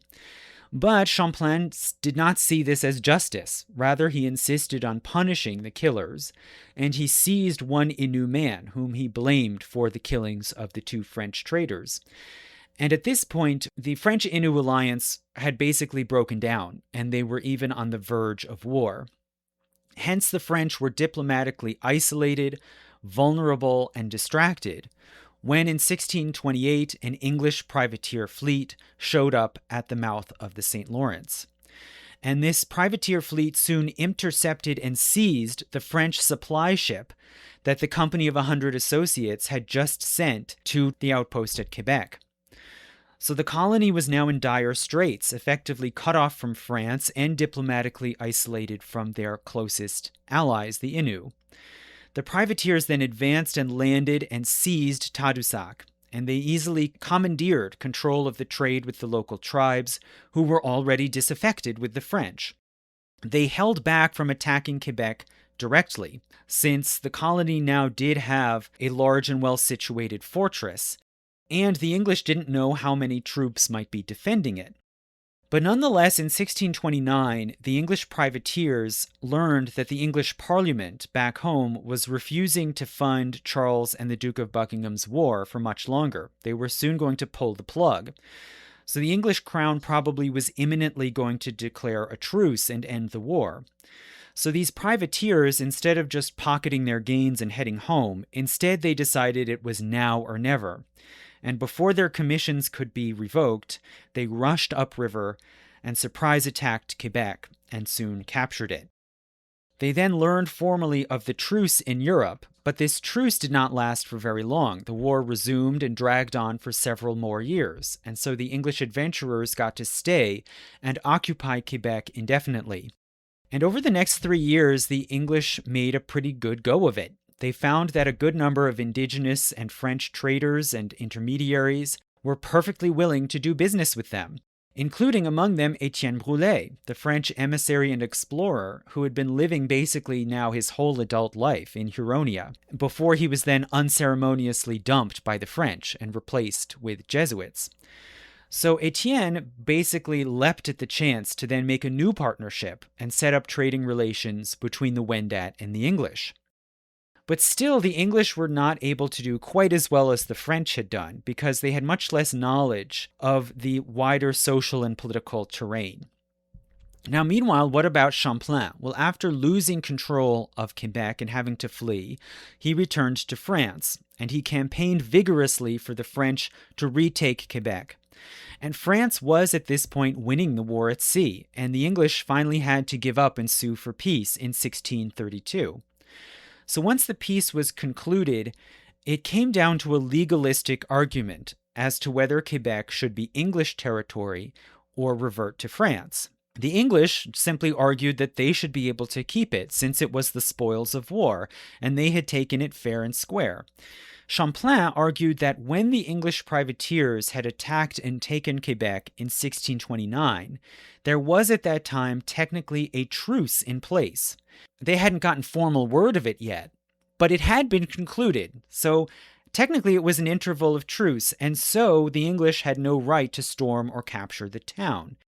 So the English crown agreed to vacate Quebec and give it back to the French. So later in 1632, Champlain returned and peaceably retook possession of Quebec, and the colonizing project started up again. And at this point, Champlain wanted to resume his efforts to secure the colony with a sustainable, self-supporting agricultural settlement. But that would take a long time, probably at least a decade. And in the meantime, the colony was at the mercy of the diplomatic situation in the St. Lawrence Basin, and diplomatic relations were now very precarious. So as of Champlain's return, the Laurentian coalition was basically in tatters.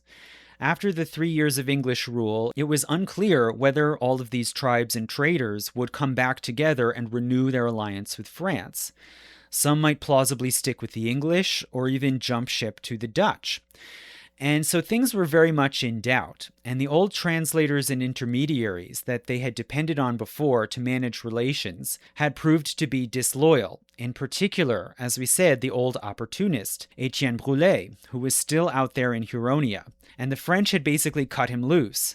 So at this point, probably out of desperation or maybe spite, it seems that Brulé opened up communications with the Seneca, the westernmost tribe of the Haudenosaunee, who lived among the Finger Lakes and the southeastern shores of Lake Ontario. So these were bitter enemies of the Wendat, and in 1633 Brulé traveled down into the Seneca country for unclear reasons. But when he returned north to Huronia, the tribe with whom he was living found out about his contacts with the Seneca, and they concluded that he was preparing to betray them, to jump ship, and to help the Seneca and the other Haudenosaunee to attack Huronia and seize control of the fur trade. So they stabbed him to death. And the killing of Etienne Brulé precipitated a political and diplomatic crisis. Among the Wendat, some supported the killing as a just penalty for treason. Some saw it as an act of murder, which the French would take as an insult, and that Champlain would insist on punishing, as they had done with the killing of the two traders in the Innu country. So the villages and clans in the Wendat Confederation began to split, thus weakening the Confederacy. And also, somebody had to tell the French. So some Wendat traders traveled to Quebec with a commission to deliver the bad news to Champlain, who was now, by this point, older, ailing, and frail. And they were afraid that Champlain would be enraged. But apparently the old commander accepted the act as a legitimate execution for disloyalty, and he reaffirmed the French-Wendat alliance. So this can be seen as the final throwing of Etienne Brulé under the bus. Right? For some reason, they had gotten their use out of him and just didn't care anymore. And the Wendat emissaries were relieved by this, but rather inconveniently, the Jesuits then took this moment to step in and insert themselves into the diplomatic exchange. They insisted on being allowed back into Huronia to revive their mission, and they wanted this Wendat party to take them and escort them there. Now, Champlain basically backed up the Jesuits and said that the Wendat would have to accept the Jesuits back into Huronia and accept Christianity as a condition for renewing the French-Wendat alliance. The Wendat emissaries demurred, and they insisted that they had no authority to grant the Jesuits permission and safe passage to return. They would have to take this up with the chiefs of the Confederacy back home in Huronia. And so they managed to extricate themselves. And ultimately, after they got back to Huronia, the Wendat Council did agree to allow the Jesuits back in, and to at least listen politely to their message. After all, that was just how you treated guests with good manners. But nonetheless, the trust between the old allies was severely strained. And among the Wendat, many doubted Champlain's sincerity and expected that the French would plot revenge and turn on them by surprise. Realistically, there was almost no way for the Jesuits to get back into Huronia, for several reasons. For one thing, the Algonquian tribes along the Ottawa River generally did not want to allow any Frenchmen to travel west into Huronia because they wanted to reclaim their status as the middlemen controlling the east-west traffic in furs.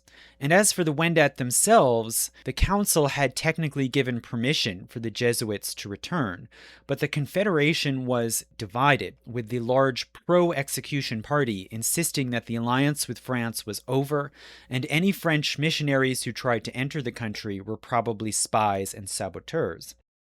So even if the Jesuits did somehow get back into Huronia, any tribe or band from the anti-French party might simply kill them. So the situation was very dangerous, and the whole idea of reviving the mission was foolhardy. But there is nothing a Jesuit loves more than a foolhardy mission. So in 1634, two Jesuits, Jean de Brébeuf and Antoine Daniel, traveled in secret to the west, to the Ottawa River, and then bribed some Algonquian traders to hide them in their canoes and smuggle them into Huronia. They managed to contact some familiar pro-French associates, who then gave them protection and escorted them into the heart of Huronia, where they soon re-established their mission. They then brought in a large team of Jesuits who distributed themselves among different Wendat towns, and in the mid-1630s, they rebuilt some important social and diplomatic relationships and recruited a small number of devoted converts. So by the fall of 1635, it could seem as if possibly the coalition was repaired, but then it was immediately faced by a rapid series of new challenges and dangers. So some of these challenges and dangers of the later 1630s include 1. The death of Champlain. So Champlain had grown frail and sickly, and he finally died at Quebec on Christmas Day, December 25th, 1635. Diplomacy with the Indians tended to depend upon trust and well-established relationships among individuals. So immediately it was unclear whether the diplomatic coalition that Champlain had built would hold together, with the one and only French leader that the Allies had known since Quebec had been founded 27 years before being gone. And the home government in France quickly moved to look for a replacement, and they chose a naval officer named Charles de Montmagny. And Montmagny had relatively little experience in administration, but he was worldly, well-traveled, and well-educated. He had studied at a Jesuit school in France, and he knew some of the missionaries in Canada. After schooling, he had joined the Navy and had served well, and he had joined the military order of the Knights of St. John. So this is an old crusading order which had its main base at Malta in the Mediterranean, and Montmagny had traveled all around the Mediterranean world. The Order of St. John was also involved in colonizing the Leeward Islands in the Caribbean under the commander Poissy. So Montmagny had many contacts among his brethren in the Knights, in Europe, the Mediterranean, the West Indies, and also including Isaac de Razilly, another brother knight who had just recently become governor of Acadia. And after taking up command in Canada, he would also be able to recruit in more brother knights into this colonial venture. So Montmagny set sail and arrived in Canada in 1636. And over the following few years, he called together meetings with leaders of various aligned indigenous nations, and he introduced himself to them as their, quote, father. Now, this was clearly condescending, right? It's literally paternalistic. And Montmagny probably meant it in a very hierarchical sense, that he was a superior authority representing the sovereign king. But the indigenous allies probably understood this phrasing in a more familial and intimate sense, that Montmagny was presenting himself as a friend and protector, like in a family. So they received the gesture warmly, and they then gave him a kind of honorific nickname of Onontio, which is an Iroquoian word meaning great mountain, and that is what the name Montmagny means in French. So it's a sort of local and localizing translation. And Onontio is how he then became known among the indigenous allies, and the title then was passed on in later years. All subsequent French governors of New France would be called Onontio. So ultimately, this coalition would hold as long as the French regime could be seen as at least beneficently paternalistic and protective. And this was especially important in times of crisis and danger. And that is exactly what followed almost immediately on the heels of Montmagny's arrival in Canada. So for one thing, starting in 1636, a series of devastating epidemics broke out all around the St. Lawrence basin. It seems they were introduced by the supply ships coming over from France, and it started first with various different strains of influenza, which were very dangerous but not mostly deadly, and then followed by smallpox, which was more lethal. And these outbreaks devastated the indigenous populations all around the St. Lawrence basin, including the Innu, the Algonquins around the Ottawa River, the Wendat, and the Haudenosaunee. And these plagues had complex reverberating effects. For one, many Algonquian tribes and clans were devastated, and so had to abandon depopulated lands and settlements and reconsolidate. Large numbers migrated down into the lower St. Lawrence Valley and formed new settlements, especially around Quebec and Trois-Rivières. Some of them adopted new customs like farming and the Christian religion. And this new religion, for one thing, offered a way to build new forms of kinship after the old clan networks had broken down in this demographic devastation. And in particular, a patron in France named Noël de Sillery paid to set up a new mission town at a cove on the St. Lawrence just a short ways west of Quebec. And it was named Sillery in his honor. and it was populated mainly by Innu and other Algonquian refugees. The town was nominally under the supervision of Jesuit missionaries, but the residents really ran the town as a sort of native Christian commonwealth. And they embraced the new faith with fervor. They required all new residents to be baptized, but they adapted and interpreted the religion in their own way, basically independent of the Jesuits. And they even started to send out their own missionaries to spread the gospel in their own mode among other indigenous tribes. Now, secondly, what about the impact in Huronia? Well, here the repeated epidemics devastated the Confederacy, and the population, it seems, dropped from about 30,000 to only 12,000 by the end of the decade. At first, in the influenza outbreaks, the Jesuits also got sick. But with smallpox, the Jesuits were immune and remained conspicuously healthy. And this then fed into new controversy and suspicion. So there were very different ways of making sense of this disjuncture. Why were the missionaries remaining healthy when everyone around them was sick with these plagues? One way was to say that the Christian God offered protection and healing to the missionaries, and their ritual of baptism must offer powerful cleansing and healing. And so the mission ended up benefiting with new converts, and many more Wendat took baptism as a possible source of protection. Or alternatively, one could theorize that the Jesuits were actually causing the epidemics through sorcery or black magic, and perhaps this was preparing the way for that long-feared French revenge mission. So tensions rose in 1636 to 37, and what eventually calmed them and really saved the mission in Huronia was the sudden appearance of a new common enemy. So in the summer of 1637, perhaps the most dramatic effect of these epidemics appeared, and that was that the eastern Haudenosaunee tribes launched a massive campaign of raids northward into the St. Lawrence Basin. At first, the Mohawks raided indigenous villages and the trading parties that were traveling along the St. Lawrence River, especially in that thinly inhabited zone, that sort of no man's land between Trois-Rivières and the rapids. So trade was disrupted, and refugees from the small Iroquoian tribes and villages in the line of fire fled westward to Huronia and, for the most part, joined the Wendat Confederacy.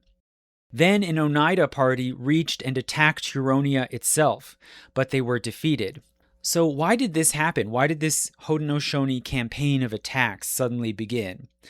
Well, there had been competition and low-level conflicts for years. And there was no single definite trigger, it seems, that put the Mohawks and Oneida onto the warpath. But there was at least one major reason that was commercial. So the Haudenosaunee, especially the Mohawks, were determined to hang on to their position in the fur trade, and their lands to the south were simply running out of beavers. So they had to go out on raids in order to control good trapping grounds to the north and to control the routes that carried the traffic in furs between the Great Lakes and Quebec. Hence why the Haudenosaunee never directly attacked the French settlements. They saw the French as potentially valuable trading partners like the Dutch, and they didn't want to oust them from their strongholds. They just wanted to control access to these European buyers. So traditionally, scholars have called these long decades of warfare after 1637 the Beaver Wars. But more recent scholarship tends to argue that the economic motive was really only secondary. It wasn't mostly about controlling the pelts. The real primary reason was demographic. So after years of epidemics, all the tribes around the St. Lawrence Basin were depleted and facing possible demographic collapse. Therefore, while European goods like metal tools and weapons were valuable, really the most scarce and precious commodity was simply human beings. And there was a long-standing and entrenched custom among Iroquoian peoples of so-called mourning wars. So when a community lost members, then one could launch retaliatory raids and attacks against neighbors, particularly those who could be blamed for the deaths. And the main object of these mourning wars was not simply revenge, but rather to take captives in order to replace the people who had been lost. So prisoners of war would then be brought back to the home village. Those who couldn't be adopted into the tribe, like especially adult male warriors, would be ceremonially tortured and killed. Others, especially women and children, but also sometimes men, would be adopted into the tribe, and specifically those clans and families that were in mourning, who had lost people in recent times and were in mourning. They would have the first priority in getting captives to adopt in place of their lost loved ones. So this was the long-known custom. And it is true that usually these mourning wars would be launched in response to tribe members being killed in raids. But the main objects were to assuage grief and to maintain the numerical strength of the tribe. So these motives certainly applied in the massive demographic disaster of the 1630s, when there would have been mass grief, fear, and threat of demographic collapse. And warlike tribes like the Mohawk had an especially great incentive to leverage their military prowess to counteract demographic loss. And so the attacks began. And in response, the Laurentian coalition drew together against this common threat.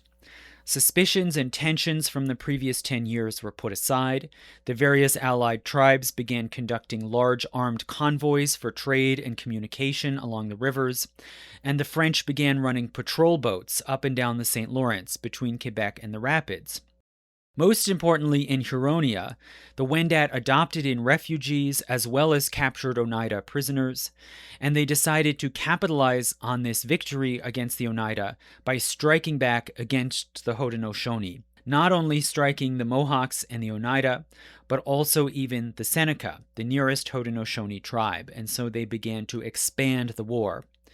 And this war would then drag on, with action rising and falling from year to year for more than 2 decades. For a time, this war helped to suppress hostility against the Jesuits. In 1639, they and their followers in Huronia were able to found a new Christian village called Sainte-Marie-aux-Hurons, and then other smaller satellite villages around it.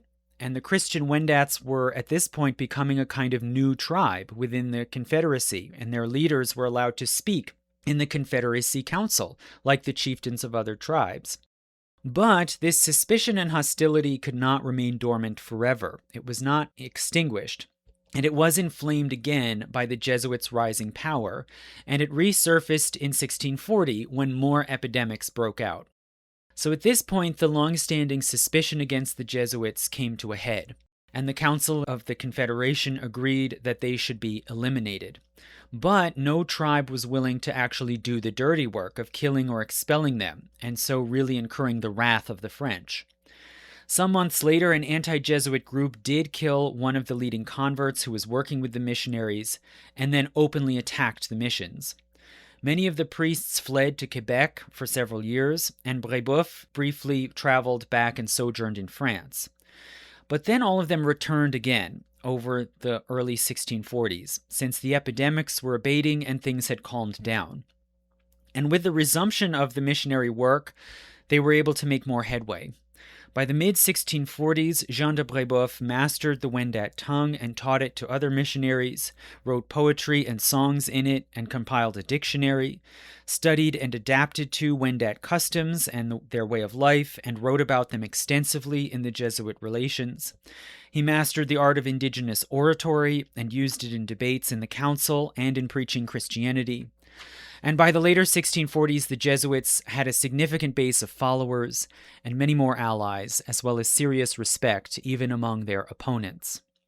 Also, by this time outside of Huronia, the Jesuits had an influential network of schools and missions. The order was clearly the most powerful organization in French Canada alongside the royal government. But the Jesuit missions and the colonial regime were still completely dependent on trade for basic supplies, including food, which they obtained from the natives and from subsidies from France. The French population was still at the mercy of changes in diplomacy, warfare, or disease. So this was the other still outstanding challenge that the royal government had to tackle in the 1630s and 40s. And back in 1632, when France had recovered Quebec from the English, Champlain had perceived that the colonial project needed this wider base and scope. And rather than rely just on Quebec and on their close allies for security and on trade with the Indians and subsidies from France for food, he wanted to secure the colony with a permanent self-sustaining settlement. So in the mid-1630s, the company did manage to recruit a few hundred new settlers, which, is a minuscule number compared to the thousands that were being shipped every year to Virginia. But it was at least something significant. Most of them settled in Quebec, but also some migrants started to be distributed to new sites farther upriver. In 1634, a new village was founded about 75 miles upriver, west-southwest of Quebec, at the confluence of the St. Lawrence and the Saint-Maurice, and it was called Trois-Rivières, simply meaning the Three Rivers. And this had long been a seasonal trading site. It was a good compromise location where the Wendat could meet up with French traders without having to go all the way east to Quebec. And also, it had access northward by the Saint-Maurice. In the mid-1630s, Trois-Rivières became a significant trading settlement with several hundred colonists. And after Champlain's death, Montmagny tried to carry on the project of new settlement and growth.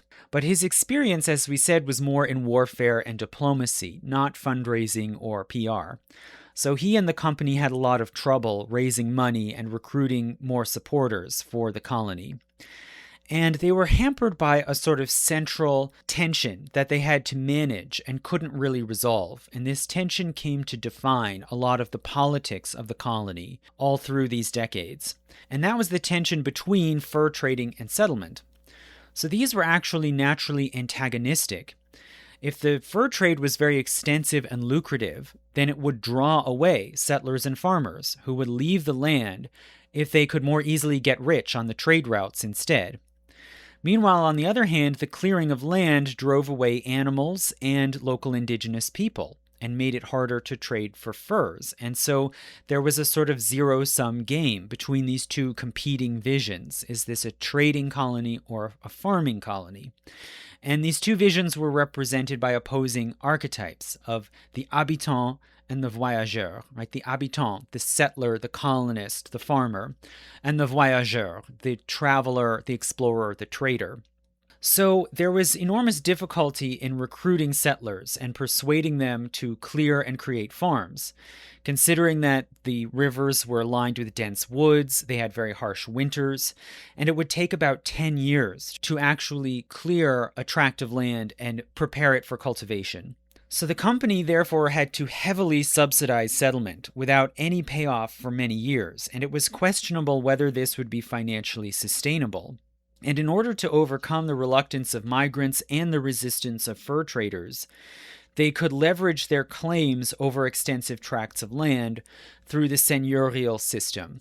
So much like in Acadia, the company was able to hand out titles to large tracts of land to preferred grantees, and these were often military officers or major merchants or sometimes church bodies.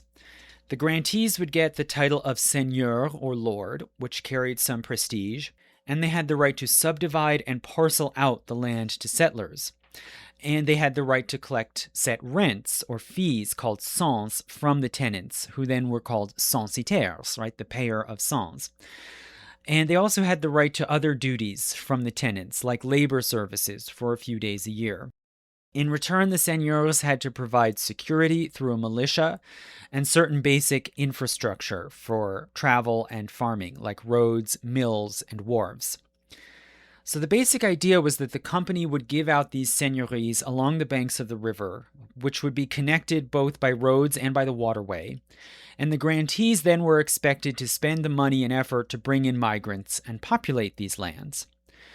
But early on, the land was potentially very valuable for fur trading more than for farming. And so the seigneurs really acted more as just land speculators more than as colonizers.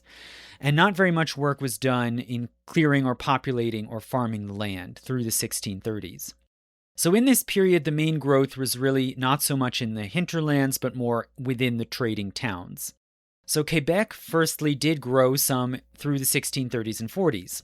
More migrants came from France, including some skilled artisans like stonemasons and carpenters, and some less skilled laborers who were lured into the colony by a special dispensation. They were promised that if they settled in Canada, they would only have to labor as apprentices in a trade for 3 years rather than the usual 5 or 7 years, before they would be declared masters and allowed to work on their own. Right, so again, the company is sort of leveraging these weird special governing privileges they have to get people into the colony rather than simply paying them money. So hence, despite its smaller size, Canada was not as totally deprived of skilled labor as Virginia was, and there was a decent range of crafts practiced, especially in Quebec.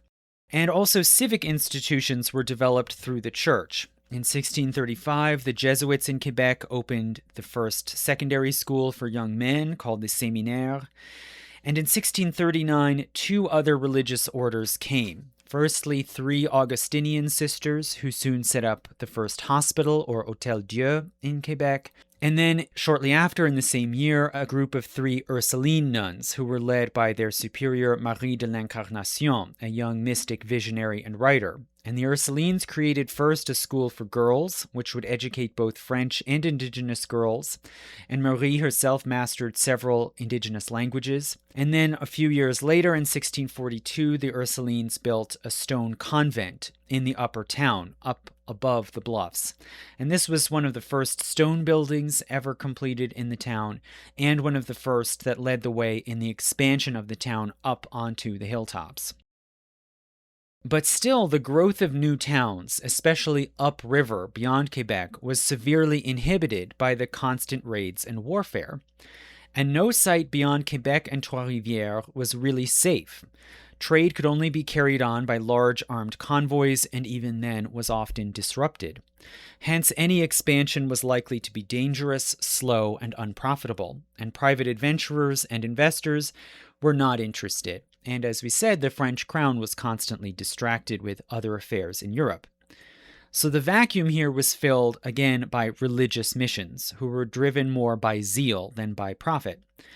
Most importantly, it was a fervent religious society that stepped into this dangerous territory and created what would quickly become the most important French settlement in the colony outside Quebec.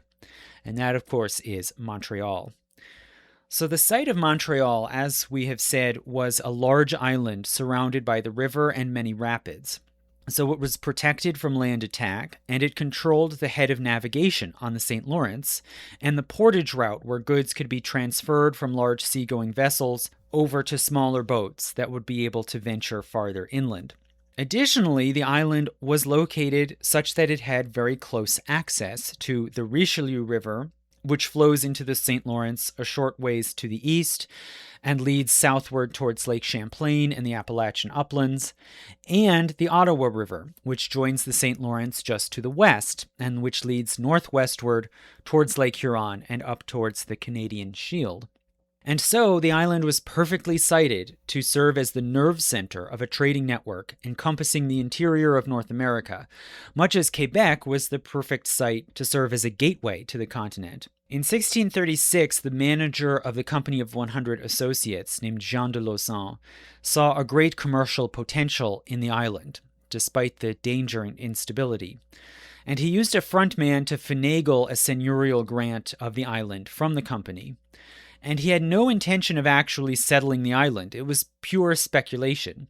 So again, religion stepped into the vacuum. And in 1639, in the same year that the Ursulines journeyed to Quebec, a group of priests and zealous lay people in France, who had been reading the Jesuit Relations with great excitement, they formed their own sort of lay confraternity called the Société de Notre-Dame de Montréal, the Society of Our Lady of Montreal.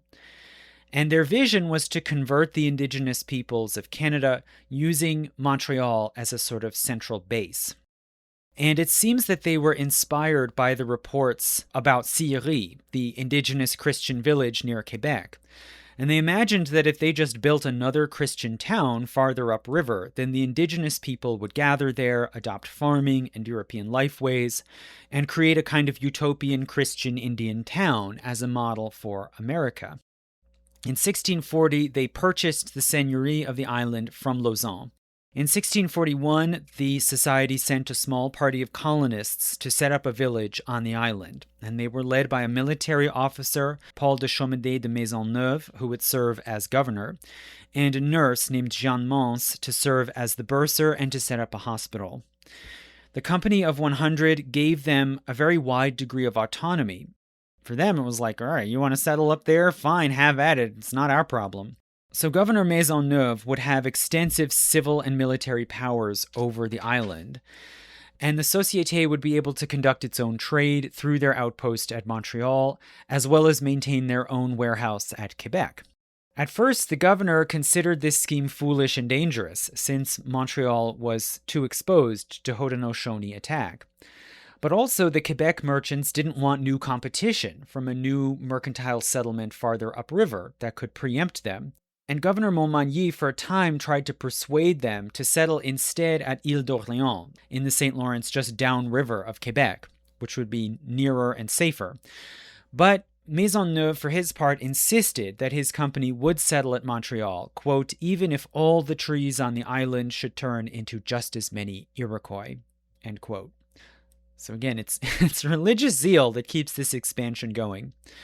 In May 1642, a group of a few dozen colonists and a Jesuit father traveled upriver and founded a small settlement at Pointe-à-Callière, basically the same site that had been Champlain's old trading post. They built a small fort and some houses, and they christened it Ville-Marie, the Village of Mary. By the wintertime, the settlement had about 50 residents. And then by 1643, the colonists, who were called Montrealistes, began a missionary campaign trying to lure local Algonquians to come and live at the settlement. But the effort got basically nowhere because they could not guarantee the safety of the site. After about 1 year, the Haudenosaunee learned of the existence of this new outpost, and they began a long campaign of raiding and harassment through most of the 1640s, which killed several colonists. And the Montrealistes were not able to clear a lot of land for farming because they had to remain within the secure space of the fort. In 1645, during a short period of truce with the Haudenosaunee, they were at least able to build the Hôtel Dieu, or hospital. And in 1648, a mill was finally completed to grind grain on the site. But still, the population remained more or less stagnant at only around 50 people. So as new settlers would come in and add improvements, others would say, this is awful, I can't stand it here anymore, and leave for Quebec or even go back to France. So the struggles of Ville-Marie and the Montrealistes were part of an ongoing military crisis that dragged on and eventually escalated through the 1640s.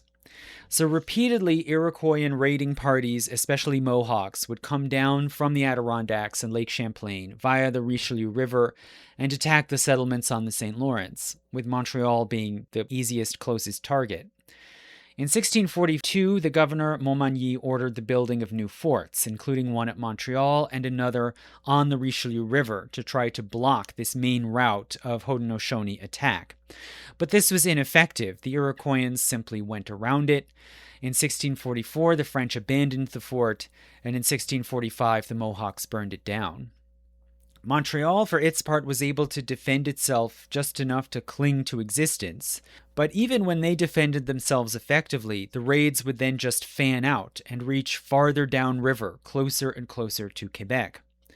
By the late 1640s, the colony was hemmed in, more or less in a state of siege. Migration and expansion were basically halted, the route between Quebec and Huronia was unsafe, and the population stagnated. Now, this crisis continued to escalate and finally culminated at the end of the 1640s with the direct attack on the largest power of the Laurentian coalition, which was Huronia. So the colony seemed to be able to hang on to an existence despite these hardships as long as the Laurentian coalition held together and as long as the Wendat, who were still the largest power north of the river, remained friendly to France. At the very least, the Wendat Confederacy could block the Haudenosaunee from outflanking Canada from the west, and they could provide a basic deterrent, since any large attack would surely be answered by retaliation from the Wendat. And the Jesuits, for their part, they had basically worked miracles in bringing the Wendat under the umbrella of French Catholic civilization. With the Christian town of Sainte Marie flourishing along with smaller mission villages around it, it could be said that the Jesuit mission had made headway in transforming Huronia into an Indian Christian civilization. But then, one day in July 1648, a Haudenosaunee party of about 1,000 Seneca and Mohawks suddenly showed up at the Wendat mission town of Saint-Joseph on the shores of Georgian Bay. The town was fairly large with about 2,000 people and would usually be well defended and very difficult to breach. But at this moment, most of the warriors of the village were away on a trading mission. So the Haudenosaunee war party quickly overwhelmed the defenders, breached the walls, and laid waste to the town. They took about 700 people prisoner, so you can think, this is like 5% of the whole population of the Confederacy, and they killed much of the rest, including the Jesuit priest. This sudden, devastating attack was possible partly because the Dutch government had begun supplying arms directly to the Mohawks rather than selling indirectly through licensed traders. So this attacking party was even more well-armed than what had been seen in the past. And the total destruction of this large town of Saint-Joseph caused enormous shock all around Huronia. But subsequently, things seemed to calm down. There were no more large attacks on the Wendat through the rest of the summer and into the fall. And then it was normal to expect no large war parties to appear during the winter. There was sort of a de facto truce during this time. So by January, February of 1649, it seemed that perhaps the Wendat were out of the woods, and the attack on Saint-Joseph had just been a fluke. Or at least they could expect a long interval of calm in which to prepare for any more warfare. But then on March 16, 1649, before the winter was even over, an even larger Haudenosaunee war party appeared. They attacked and occupied the village of Saint-Ignace and then quickly marched to Saint-Louis, which was currently the seat of the Jesuit leader Jean de Brébeuf. So Huronia was now in greater danger than ever, and with it the entire Laurentian coalition and the whole French project of colonizing and Christianizing North America. So what resulted? Well, we'll discuss what happens next in the next lecture in part 2 on French Canada, which I will post within the month. I haven't decided yet whether it'll be for patrons only or for everyone. We'll see. But nonetheless, as I said, this lecture was brought to you by the American Southeast. So I want to thank my current active patrons who are in the southeastern United States, basically construed as the states south of the Potomac and Ohio rivers and east of Texas. Texas is its own thing, including in Alabama, Brandon Dick, in Florida, Judy Siskind and Ken Muller, in Georgia, Kyle McKibben, Ian and Lauren Friedel, in Kentucky, Caroline Rubens and Sierra H., in Louisiana, Isabel Duarte Gray, in North Carolina, Forrest Miller, in South Carolina, Shirley Jaramillo, in Tennessee, Dave R., and in Virginia, Eric and Anonymous. Thank you.